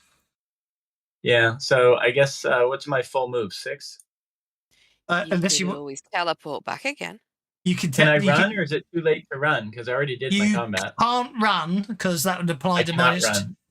But you That's can fine. you can spend the powder points to teleport 12 inches. Don't forget. That's an expensive teleport. I mean, that's an expensive. Let's see. Where is my teleport?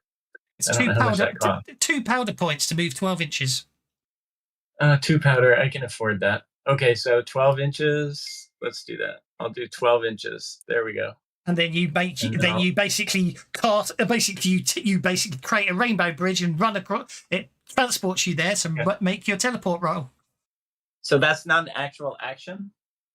It is, but I'm not. Well, it's an innate power. I'm going to say it's an innate power, so you're allowed to use it because you're a unicorn and it's an innate unicorn power. It's a limited free action, as in you can do it once per turn. I'm going to treat it as, because why not? Thank you. Because you are spending power points for it. So you teleport and reappear. Oh, there. Oh, it looks like I see a familiar light. I teleported. Now I can still run? Can I run? Technically, you can still move your place of 6. Yes. Let's do that. Okay. There. Now my turn is over. Now your turn is over. That's fine. Oh, you're up. Okay. Thank you. Can we get through the door, or I'm sorry, I've had a lot of distractions here. That's okay. You're dealing with a very complicated trap. You've got to this round and the next round to succeed in disarming it. So far, you've submitted 1 success to the disarming of the incredibly complicated magical trap. Well, then I'm going to use common knowledge to figure out if there's something that we're missing. Good call. Go for it. That will be a single success. Can I Benny at one time? Yeah, of course you can. You can Benny it as many times as you like, as long as you don't crit fail.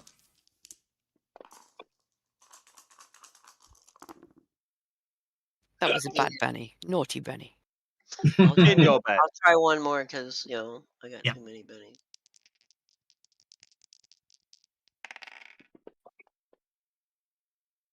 Yeah, okay. I guess I got 1 success. You got 1 success. And then when you end your turn, we're on to Colin, who went first last round and last this round. The cards can be fickle, can't they?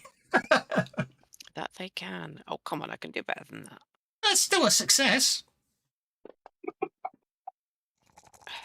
No, you can't do better than that. I will try and do better than that. One more. A success it is, then. Press your luck. Okay, new round begins. I already thought I was going to go bust on that last one. Okay, Bert the Raccoon got the Joker. Hurrah! Excellent. Well done. And I'm down on the 3, so clearly I've used up my speed. So at this point, I'm seeing that this is a trap that's been set. I'm going to use my survival skill in knowing how to set traps and such, like to work out the last few things we need to do to get this properly disarmed. And we're going to try and go for the raise here.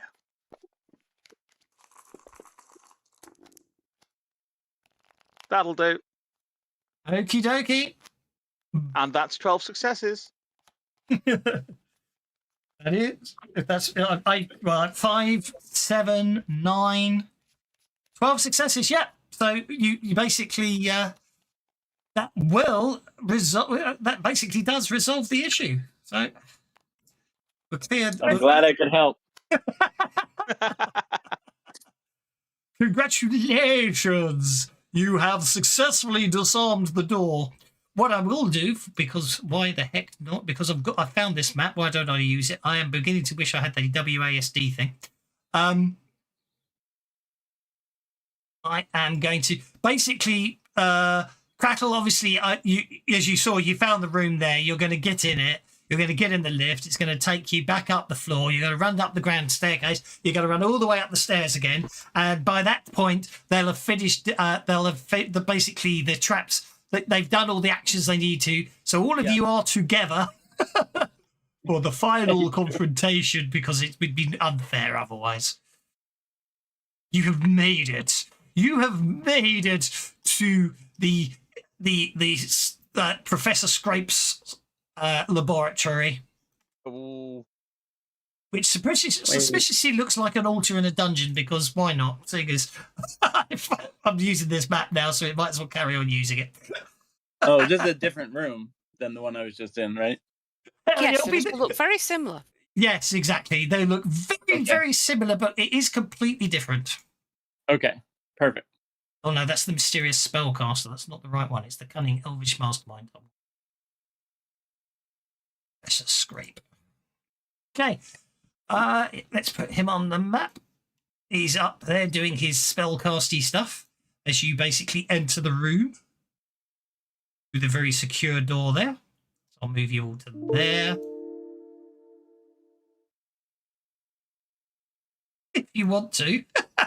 I thought you were trying to capture him. I thought you wanted to take him alive, so you had him for his... We find the formula, though. Anybody can make it. Any of these humans. Right. What Let's happened? go. Did somebody attack him already? Whispering going on, the secretive whispering. Oh. Huh. Protect the powder. That's all I care about. I want to frolic in the snow. I have a sweet tooth. A unicorn with a sweet tooth. Oh, okay. Right. So, goes on hold. Do some of us have secret agendas? Is that what's happening? Nah. No. Just the preliminaries? Okay, Bert Raccoon and Buddy get jokers. Okay, Professor Scape turns from the bubbling chemical stuff and looks at you and all sneers and goes, "How on earth did a bunch of woodland creatures get through my cunningly designed security system? Have you defeated my orbs? It is not on, really. It's really not on." Should be pointed out, these two white containers on the altar are what you came for. Mm-hmm. They're each basically 4 foot high and about 3 foot wide, and they both fill to the brim with white powder. Woo-hoo! I'm gonna take a flying dive into one of them. And I'm also going to... I'm just going to spend a penny on... I'm going to spend more than 1 penny. No, I'm not getting higher than the king, which I'm not going to beat a joker. So the best I could have hoped for was getting him a joker. But Bert the Raccoon, you're up first. Okay, so the trapping I'm going to use for the Joker here is that I've been tweaking with this furious bow that I've got from the gnome. And, You've been twerking? I've been tweaking it, and it's got a rapid fire option now. So as we go in and he has his spiel, I'm going to say, "Ho ho ho! Now I have a machine crossbow, melon farmer," and I'm going to fire it. And I'm going to fire the crossbow at him.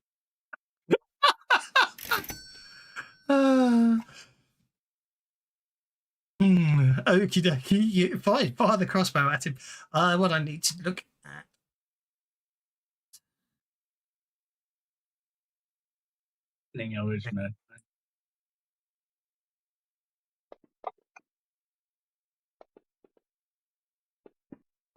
Something's exploding. 3 out of all that. Oh. And the crossbow falls apart, but I got a good hit on him. He did indeed. Well done. Roll the damage.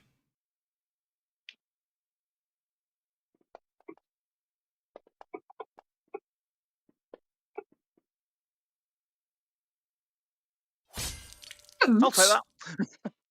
Might be a very short find. Oh. We forgot to do my berserk test after I got shaken. That was my one chance to go berserk. We did indeed. That's very annoying. Ooh. That's very annoying that we forgot. I deeply apologise. Uh, Oh, sorry. Sorry, I forgot to give you the description of Professor Scrape. He's a fiendishly clever schemer ready to outthink the heroes whilst trolling a coke-covered moustache. Okay, in the meantime, though, I need to really try and keep him alive so he can actually be a challenge for you guys. Scientist scape of the white mustache. He takes a wound. Buddy, you're up. This Bert you want to move, of course. No, I'm going to say, sick him, buddy. Yeah, Buddy's going to step forward and take a swing. I mean, that's what I'm supposed to be doing, right? Indeed. Make sure I'm on the right. Oh, wait a second. Describe the room again real quick. But yeah, don't worry about what the map shows. We're only using it for dimensions and positionals. It's basically a science lab. It's got all sorts of interesting chemicals and shells and anything you want to use. And obviously what appear to be benches are in fact other tables with lots of scientific equipment on them. We need Buddy to grapple Professor Snape while we can negotiate for his cooperation. I don't know who this Now, Buddy's Professor going to Snape you're step talking forward to about. here. Buddy's going to step forward to here, and then some mimes are going to come out. Some mimes. Let me see what modifiers I'm going to put on this. Don't need to do range. Yeah, let's have some mines pop out. Come on, raise. There we go. Yeah, nice raise. And I'm going to pick up Sniveling, whatever his name is. The mimes are going to step out, and they're going to basically mime lifting him up and throwing him at the ceiling. Okie dokie. Hold on a second. How did we work out we did this? You do that. We do that. Then we open it up. Ability. Strength based, I think. There you go. You should now have a mind strength on your stat on your character sheet.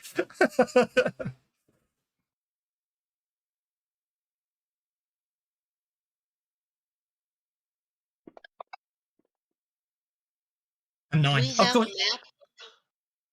Sorry, I have not shared it for everyone. Sorry, no wonder you guys were confused. Sorry. Yeah. Of course, I forgot I turned on. I didn't turn on fast thinking, so actually, what I making it a strength-based skill doesn't matter for here. You got the success and raise. So you pick him up and you throw him. Where did you say? We're going to try and bash him into the ceiling. We are going to do the bash effect. Oh, you're doing the batch effect. Go for it. Right, which is strength plus d6. You could Which create. happens to be my bite claw damage, so that'll work. Except it isn't actually, because don't forget it's actually because Oh, that's right. It's supposed to be d12, isn't it? Yeah. Forgot about that. Hang on. 12 plus D6. D216 I'll just put in there. There you go, try that. And I need to make it LA based just for the sake of it having. Hey, there you go. You should have. Why didn't that work? Because I put D16. There we go. Try that. Unless you want to keep the 15. I'll keep the 15. It'll be nice to let this one so that you keep the 15. Okay. I'm using all my bennies here. It's not fair. Yay! But I need him to stay alive at least for one round, otherwise I can't do the what the players don't know bit. Well, I can, but actually I can, so it doesn't matter. Okay, he's in a bad way. He's in a very bad way, which means he's really not going to be able to make much use of his. Yeah, he completely fails his tactician ability. So instead, what he's going to do, in a desperate attempt, is he is going to fire his repeating crossbow.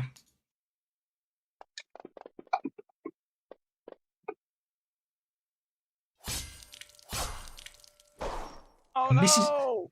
And it misses all of you. It's us to Poe. Where is he positioned at this point? He's just he hit the ceiling and crashed to the floor. Can I use my call the rocks? It's a 10-yard long wall, so can I use it to like build him a wall around him? You most certainly can. That's what I'm going to try to do.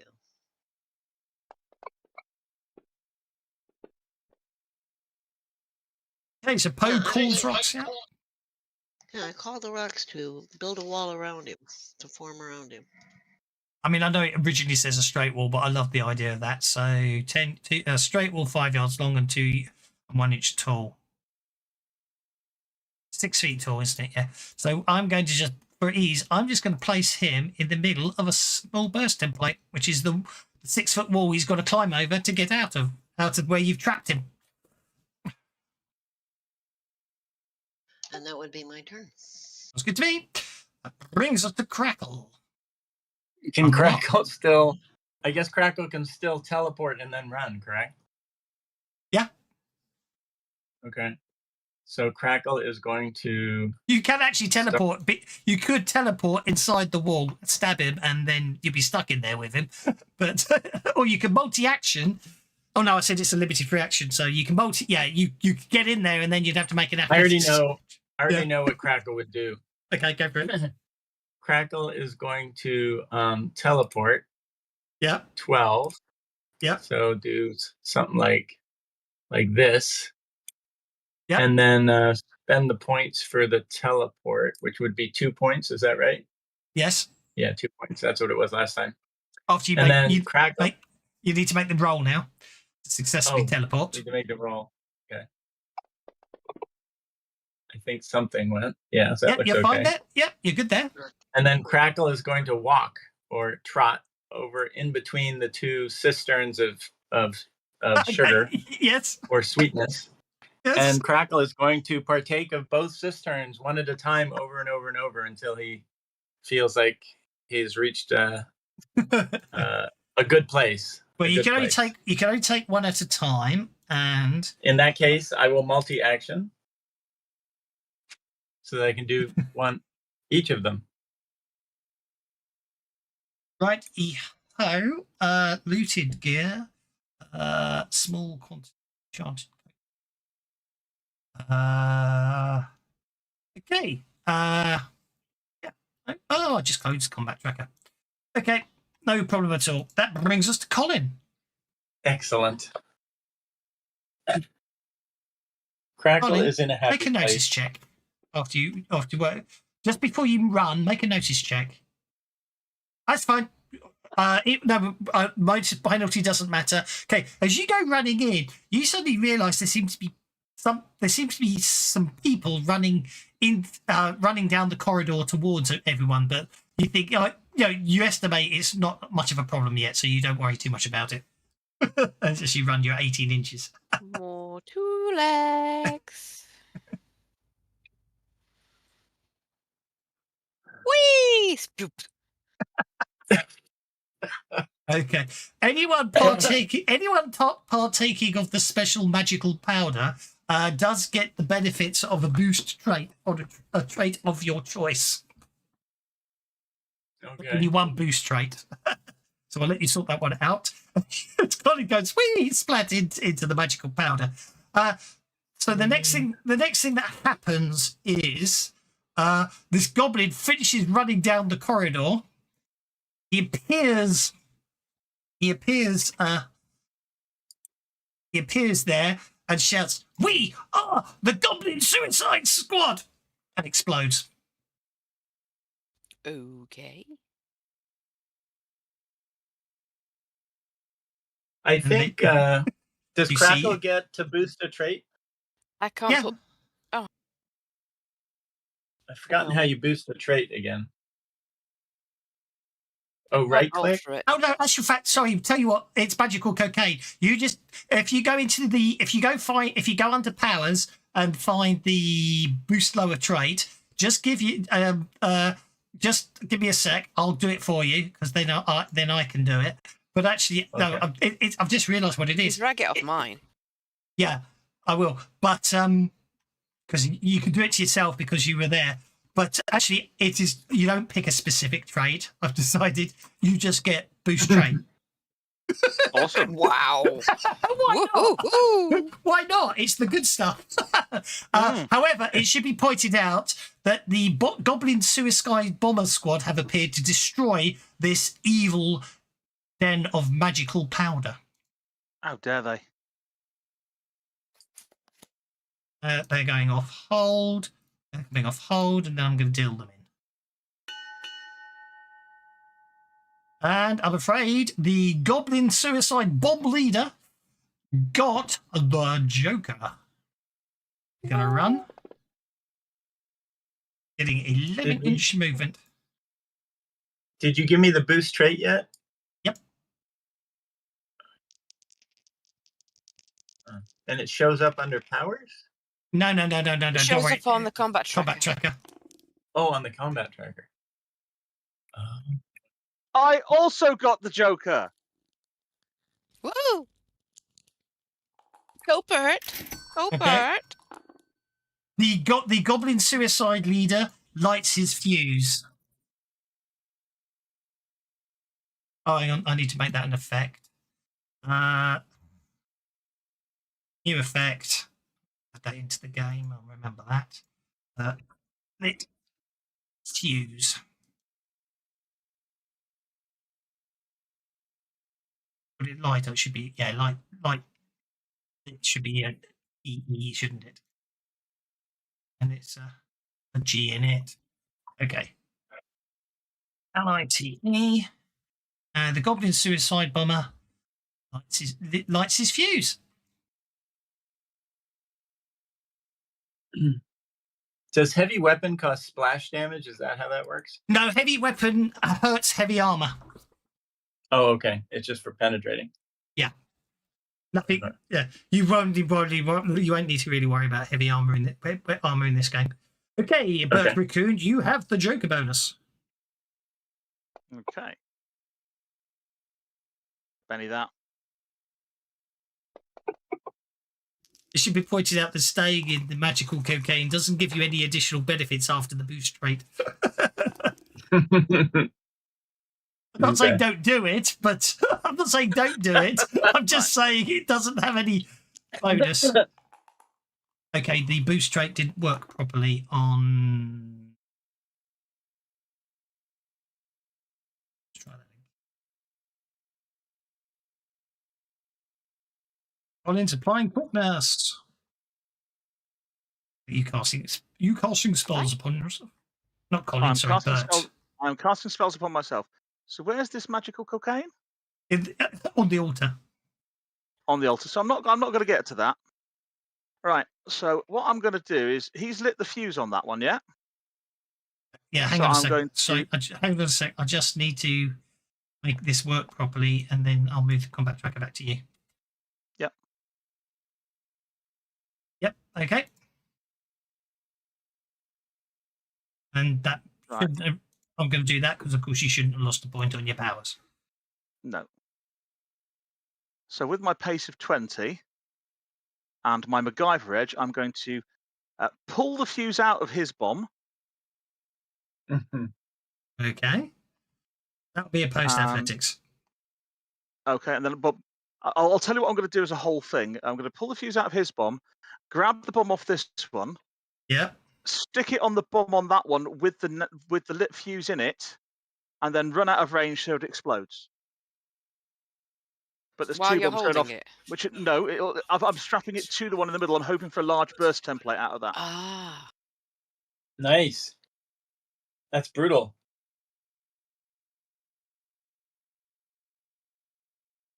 Right. Okay. So opposed athletics on the goblin bomb suicide bomber leader. Yep.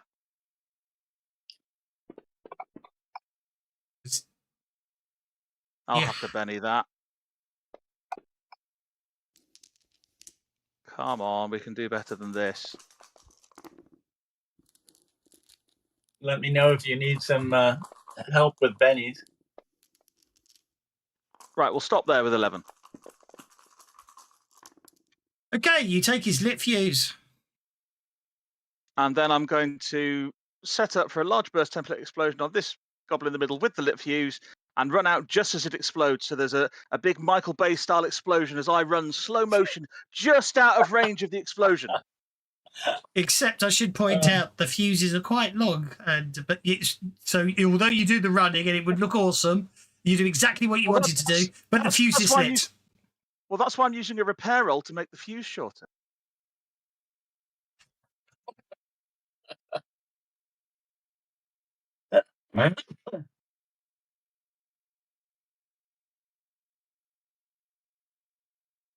Actually, Ground's combat tracker is definitely getting slower. Main. Okay.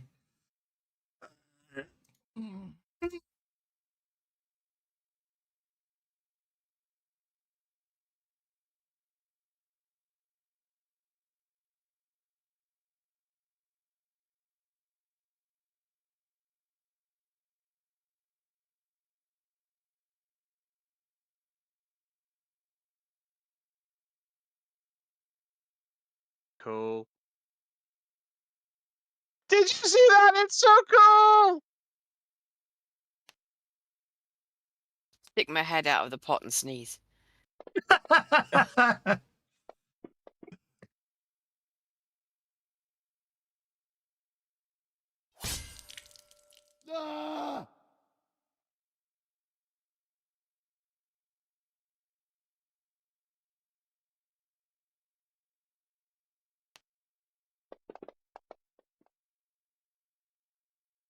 That bomb was obviously a dud. Can I spend a Benny to re-roll the damage? No. Oh. Please. No.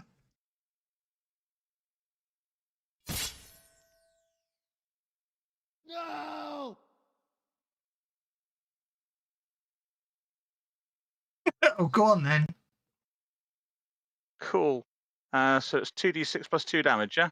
Well, you spend the penny, I can roll it. Yeah, but I've also got the Joker bonus.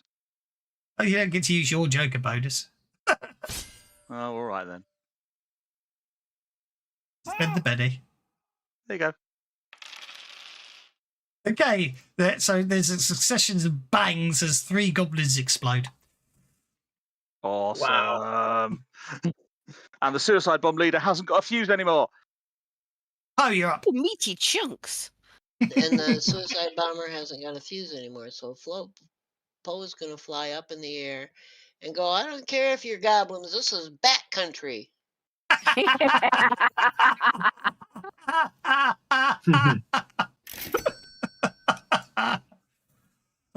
need to move it so it gets all 4 of those in there. That's fine. Well, it's not letting me find this. Okay, so we got 1. Oh, shit, sorry, Two. go for it. There you go. I've done. let me- I'll stop fiddling you. You do it. Now it won't let me do it because you did one.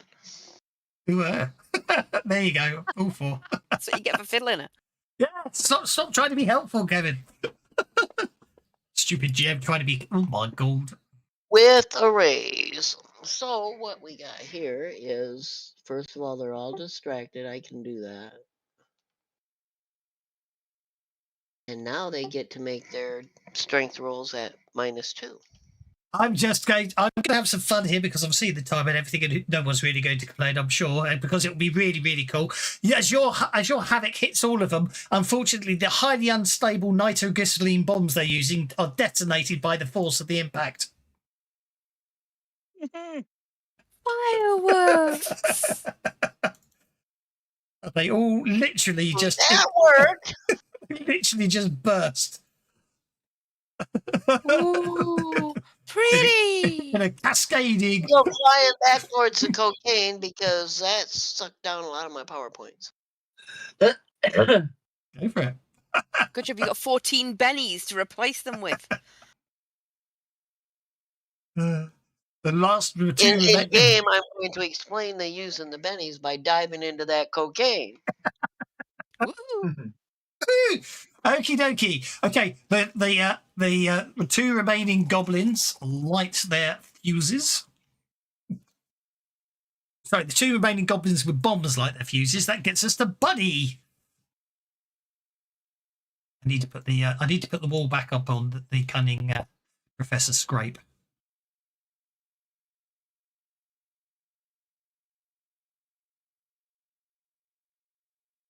Buddy. 17 minutes. Sorry, dealing with dogs. That's okay. Well, there's a wall around him now, huh? Doobie doobie doop doop. How tall is the wall?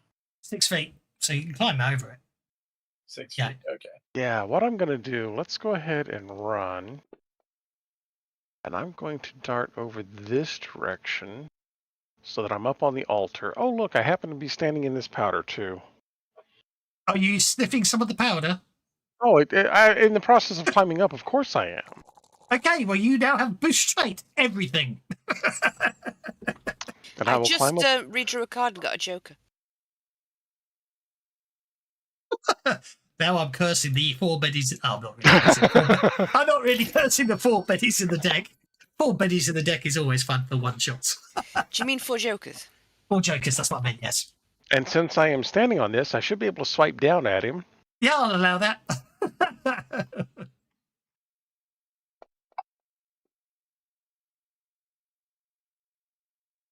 You're obviously very much distracted by the amount of cocaine you've just inhaled. Oh yeah. And I'll stop there. That's fine. You've got You don't 18 seem to be able beddies. to request interrupt, so I want That's to 'cause interrupt. Oh, that's okay. Okie dokie. You're next. You're the Joker, so you can interrupt at any time, Colin. There we go. Thank you. I am going to reconjure Winona's big brown beaver inside the wall. Okay, you're summoning Winona's big brown beaver inside the wall. Okie dokie. Big brown bereaver. Just in beaver. There we go. Winona's big brown beaver appears inside the wall. Woohoo! Oops, hold on. Professor Scrape looks up and goes, "My bread isn't buttered that way."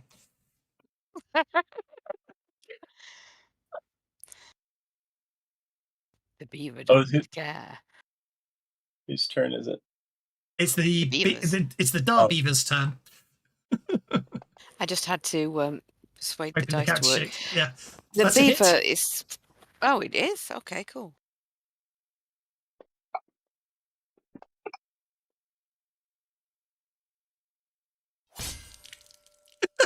There are some savaging noises coming from inside the wall. Indeed, I have 2 bennies left, and Professor Scrape has 2 bennies left. Oh, it looks like the first benny I just gave to Professor Scrape rather than soaking. Okay, that won't do anything. Let's try that one. Oh, that might do it.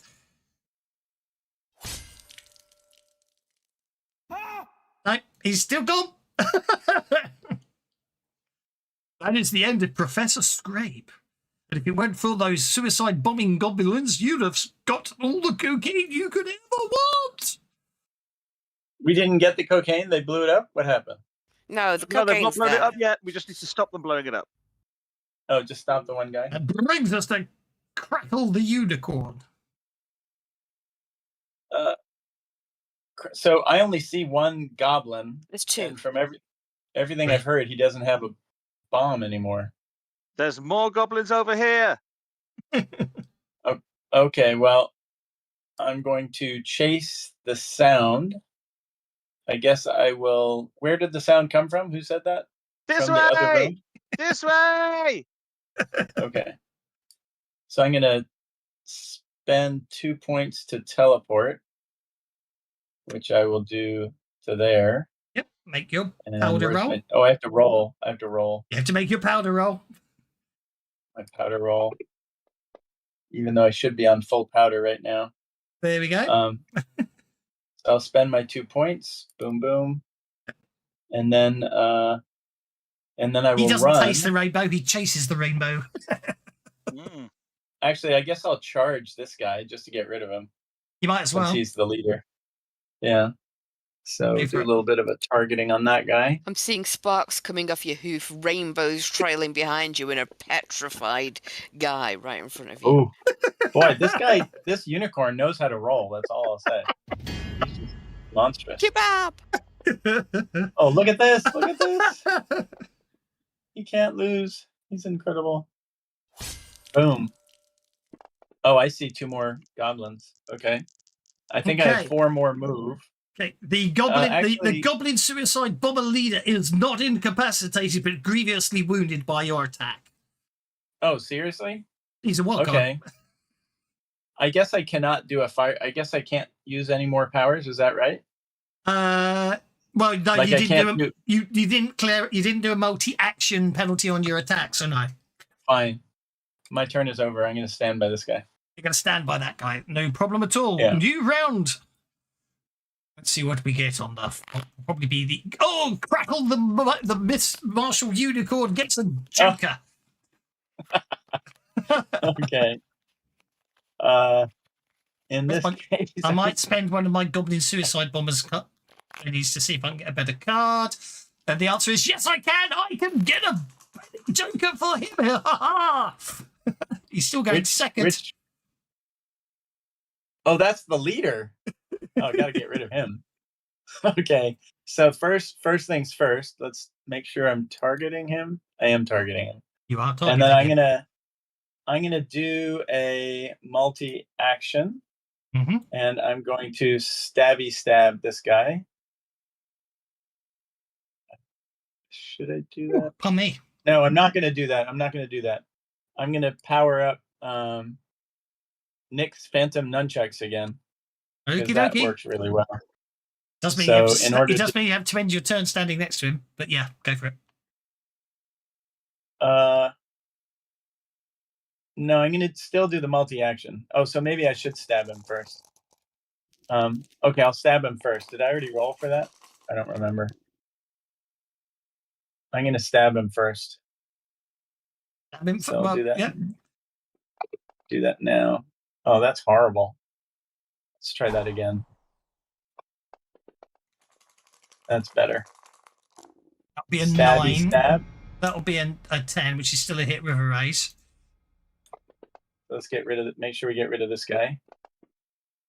Oh, I think I'm getting rid of him pretty well. He has hit. We've hit the GM owns low bennies, but the Goblin Suicide Leader has 1 benny left. He's taken 2 wounds and taken another 4. He needs to roll really well with his Joker bonus, or he will die an ignoble death on the end of a unicorn. The business end of a unicorn. Okay, that was one action. My other action is going to be powering up the nunchucks. Yep. So to do that, I'm going to do what I did last time, which is boost the damage for +2. So that's 4 + 2. And I'm going to boost the lingering damage. So that's 4 + 2. plus 2, so that's 8. Yep. So I'm going to spend that right now. There's 8. And then I'm going to run over. Don't forget to make your powder. You got to make your powder roll. Oh, yeah. Spent So all those powder points. You got to see how whether you you spend the powder successfully. You activate the phantom nunchucks. So then I'm going to do my teleport. I get to do for free. So I'm just going to teleport right in between these guys. Bam! Spending 2 more power points. Overpowered much? I don't care. It's fun. It's one. I was joking. That's an overpowered much. And that's the whole point. You're meant to be. You're a freaking unicorn. It's a unicorn. A martial unicorn. A drugged up unicorn. A magical drugged up unicorn. Yep. And then I'm going to let the nunchucks do whatever. I think I used all my actions. So now I'm going to let the nunchucks do what the nunchucks do. Oh, my word. Okay. Roll your nunchuck damage on the goblins. Okay, here we go. Should I target them? You should be able to just pick up the dice and drop them on each of them. Okay, I can do that. Oh, that guy's going to hurt. I'll do this guy. It slices, it dices. Okay, one shaken, one incapacitated, which is a good way to end your turn. Okay. The goblin will now get a chance to automatically unshake and fails miserably. I have no bennies. That goblin can't do anything. He can move. Buddy, you're up. It can move, but then it can move, and because the goblin, the unicorn, hasn't actually attacked him, he can move without getting against a free attack. Good point. Thank you, buddy. You're up, sir. The goblin with the lit fuse moves towards the cookie. Will the metagaming never stop? Never. Buddy, you're basically happy up to your snout in the jar of magical cocaine. You're running. Go for it. Woohoo! Oh yeah, man, this stuff is so good. Woo! Yeah, let's get down here. I need to throw something at him. You're gonna die. I think I'm gonna chew you up. Yeah, let's chew you up. Actually, I'm gonna use my mime strength to bounce him off the floor. Yeah, go for it. He's surrounded by mimes and bounced off the floor. So just you're gonna bash him. So just do you.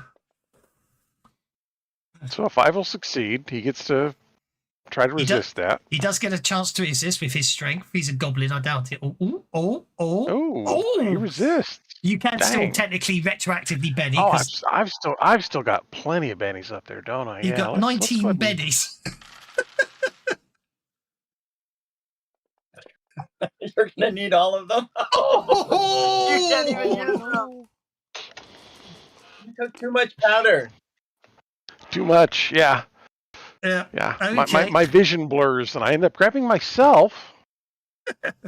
I'm going to be really cruel and say basically your vision blurs as you overexceed yourself, and your body in a panic, and suddenly your body thinks you may be overdosing and absorbs 5 powder points in an attempt to burn it off. Okay. Yeah. I mean, you've got 17 bennies. It's nothing, is it? I mean, it's not that big a deal. Yeah, one more benny and I'm back up. So it's all good. Just from a story perspective, you suddenly come down quite fast. Nosebleed, yeah, you've got a nosebleed. But yeah, you're not prone. You have a nosebleed. It costs you 5 powder points. You are not bleeding out. No, because cocaine stops the nosebleeds. Exactly. But you're up, sir. Right. Well, that goblin has still got a lit fuse. Yeah, it's half the length it was. Well, I'm going to run up,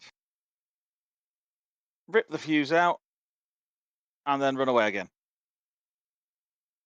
Go for it.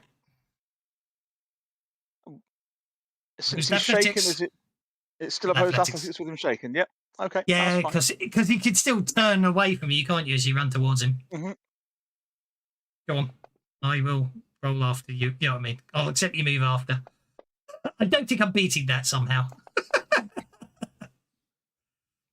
Yeah. You I didn't didn't crit fail critically that. No. I tell you what. Apart from the other stuff I'm reading about, ignore that. Apart from the other stuff we found out about the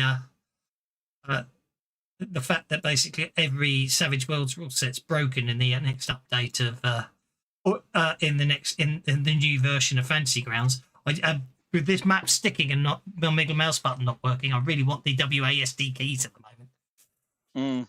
But apparently, they've done something, and every reference manual's balked. If it's every Savage Worlds reference manual's broken in the new version. I grab a pot full of powder in each of my front paws, and I start swimming through the air in a variety of different swimming strokes, trying breaststroke and backstroke and front crawl through the air like I'm some kind of crazed expert swimmer. Indeed.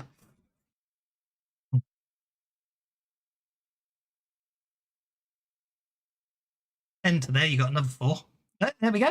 Look at that. And I'm going to give Poe one of the doses I'm carrying. Okie dokie. Give a Nice. dose. Give Doe a post of the magical powder. Therefore, Poe is now dosed up. Doe is post up, right? Yep. Yeah, we're wondering who in the hell's been rolling in the drugs here. Purely for exploratory purposes. Don't do drugs, kids. Okay. The Dark Beaver's still up there. Unless you're doing anything else, I'll move on to Poe, who's now covered in magical cocaine. Oh, We got one goblin left. indeed. And you're feeling very good right now. Yeah, and see, but all I've, because I'm feeling good, but this stuff just makes everything run right through me. So I'm just going to fly over him and do my strategic. Tactical bombing. Okay, for it. Straight for Tactical traffic. Tactical Are you going to crash try and attack. put out the fuse? Are So you you going to try and didn't put put out it the in fuse as with you the didn't poop? put it into combat. So what kind of roll do you need for me to hit him? The fuse. Try and put out the fuse. The fuse is gone. Whatever Yeah, you want. fuse is gone. Whatever you Oh, want. okay. I mean, battle or intimidation performance, whatever you want it to be. It's a test, basically, isn't it? Taunt. Taunt it is, then go for it. Taunt the goblin by pooping on his head. A 7. Are you happy with a 7? I got 1 billion bennies. I'm going to spend some bennies to see if I can get it like the raise.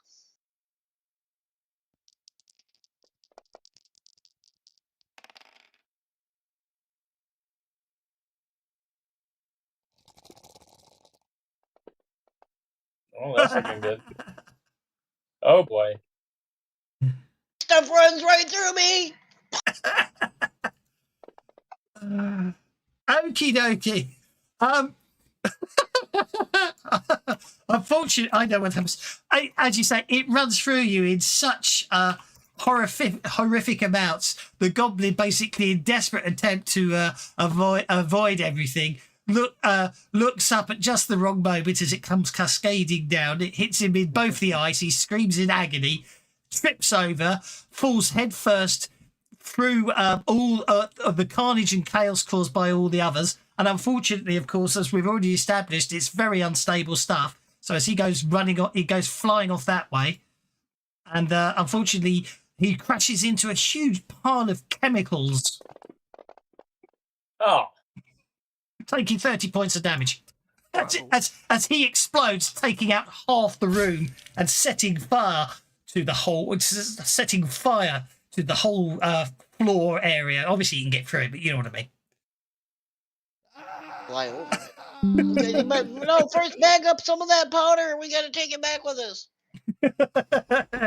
So yes, indeed, you have successfully got here, but unfortunately, the cult of suicide goblin bombers have set fire to the science lab. You need to grab all you can and get out of here as quick as possible. Do we got time to find that formula? You can narratively describe how each of you escapes from the university, starting starting. Well, we'll do it. We'll do it in initiative order for fun because that makes things more interesting for me. Starting with Colin. I will grab a vast quantity of the powder, and then I will swim out of one of the windows That and sounds good to me. Carry on. make my Sorry. way slowly back down to the ground. Indeed. And Buddy, how do you escape? This is obviously the how you set up, how you get out of the whole place, and at the end of the adventure. So make it good. I love Colin's flying out the windows. Buddy, over to you. Buddy is going to, between a combination of his telekinesis, or I'm sorry, his mimes, and his I'm a tree, he's going to just walk out like he's supposed to be here. Okie dokie. Are you taking anything with you on the way? I mean, it's narrative. You can say what you like. You can find what you like. Yeah, I'll take a satchel full of the dust before I go. Sounds good to me. You just stroll out like you own the place. No one questions you. Bert the Raccoon. Right, Bert, with his life in the fast lane and Ivy League powers, first of all runs into the room that's now on fire and what have you, rifles through Professor Scrape's robes to grab his notes so that we can recreate this sugar, and then using Ivy League spirals down the tower, walking around the outside of it, and goes back to Pete and hands over the notes, saying, "You're going to keep making this for us, all right?" Okay, that sounds good. That brings us to. Oh, you've seen Bert's found the recipe, so you're okay on that score. Yep, and I'm gonna scoop up as much of the sugar as I can, and I'm gonna fly out a window. No problem. There's quite a few students running around downstairs. Are you going to take advantage of the aerial accuracy, your aerial accuracy with the boost trait at the moment? Target-rich environment. Indeed. Oh yeah. So Poe flies off with a satchel full of the magical powder, dropping bombs as she goes. all these students, we got it, and they don't. Crackle the martial unicorn, cousin of Champion the Wonder Horse. Crackle can get to the powder still, right? Of course, blocking it's narrative. Okay. You do whatever you want at this point. This is how you escape the heist. Well, Crackle is going to gallop back into the cocaine area. He's going to double check everywhere for formula, even though he knows somebody grabbed it. So if there's any extra notes or any secrets or key scientific books lying around, he's going to grab those. And then he's going to use his two big pockets and put each of the cocaine vials or jars or whatever they are, one each in his pockets. And then he's going to trot back to the stairway because he knows that elevators are dangerous in case of fire. And he's going to assume his confident posture and traipse out of the building with all the cocaine. Oh, the cocaine. Congratulations. As you walk away, the fire in the science lab continues to burn. And it looks like on the way he pulls a fire alarm. Okay. Because he doesn't want people to get hurt. That's good. With the warning, many students jump back out of bed and lead the way. Whether or not Hogwash University burns to the ground, who knows? But what we do know is that in years to come, the tale of how 5 woodland creatures infiltrated Hogwash University, defeated Professor Scrape, and made off with a ridiculous amount of magical cocaine becomes stuff of legend. Here we leave our woodland creatures as they scurry back into the enchanted forest. But I think you enjoyed that. Live out their lives with sweet sugar. Indeed. Brilliant. I hope you enjoyed that. I had a huge amount of fun with that one. Thank you very much, guys. Thank you. That was awesome. That was, and I'm sorry, guys, but I just, as soon as I became a raven, it's like my daughter hates birds, and you guys understand the reason why. She got dive bombed when she hates birds. I'm sorry then. Sorry if that affected your enjoyment, but I had a lot of fun, and I hope everyone else did too. And I shall go and do my chores now. So take care, have a lot of fun, and see you on Tuesday or a Sunday or maybe another Saturday when we run another game. Take care. I can't Roger. wait to swap.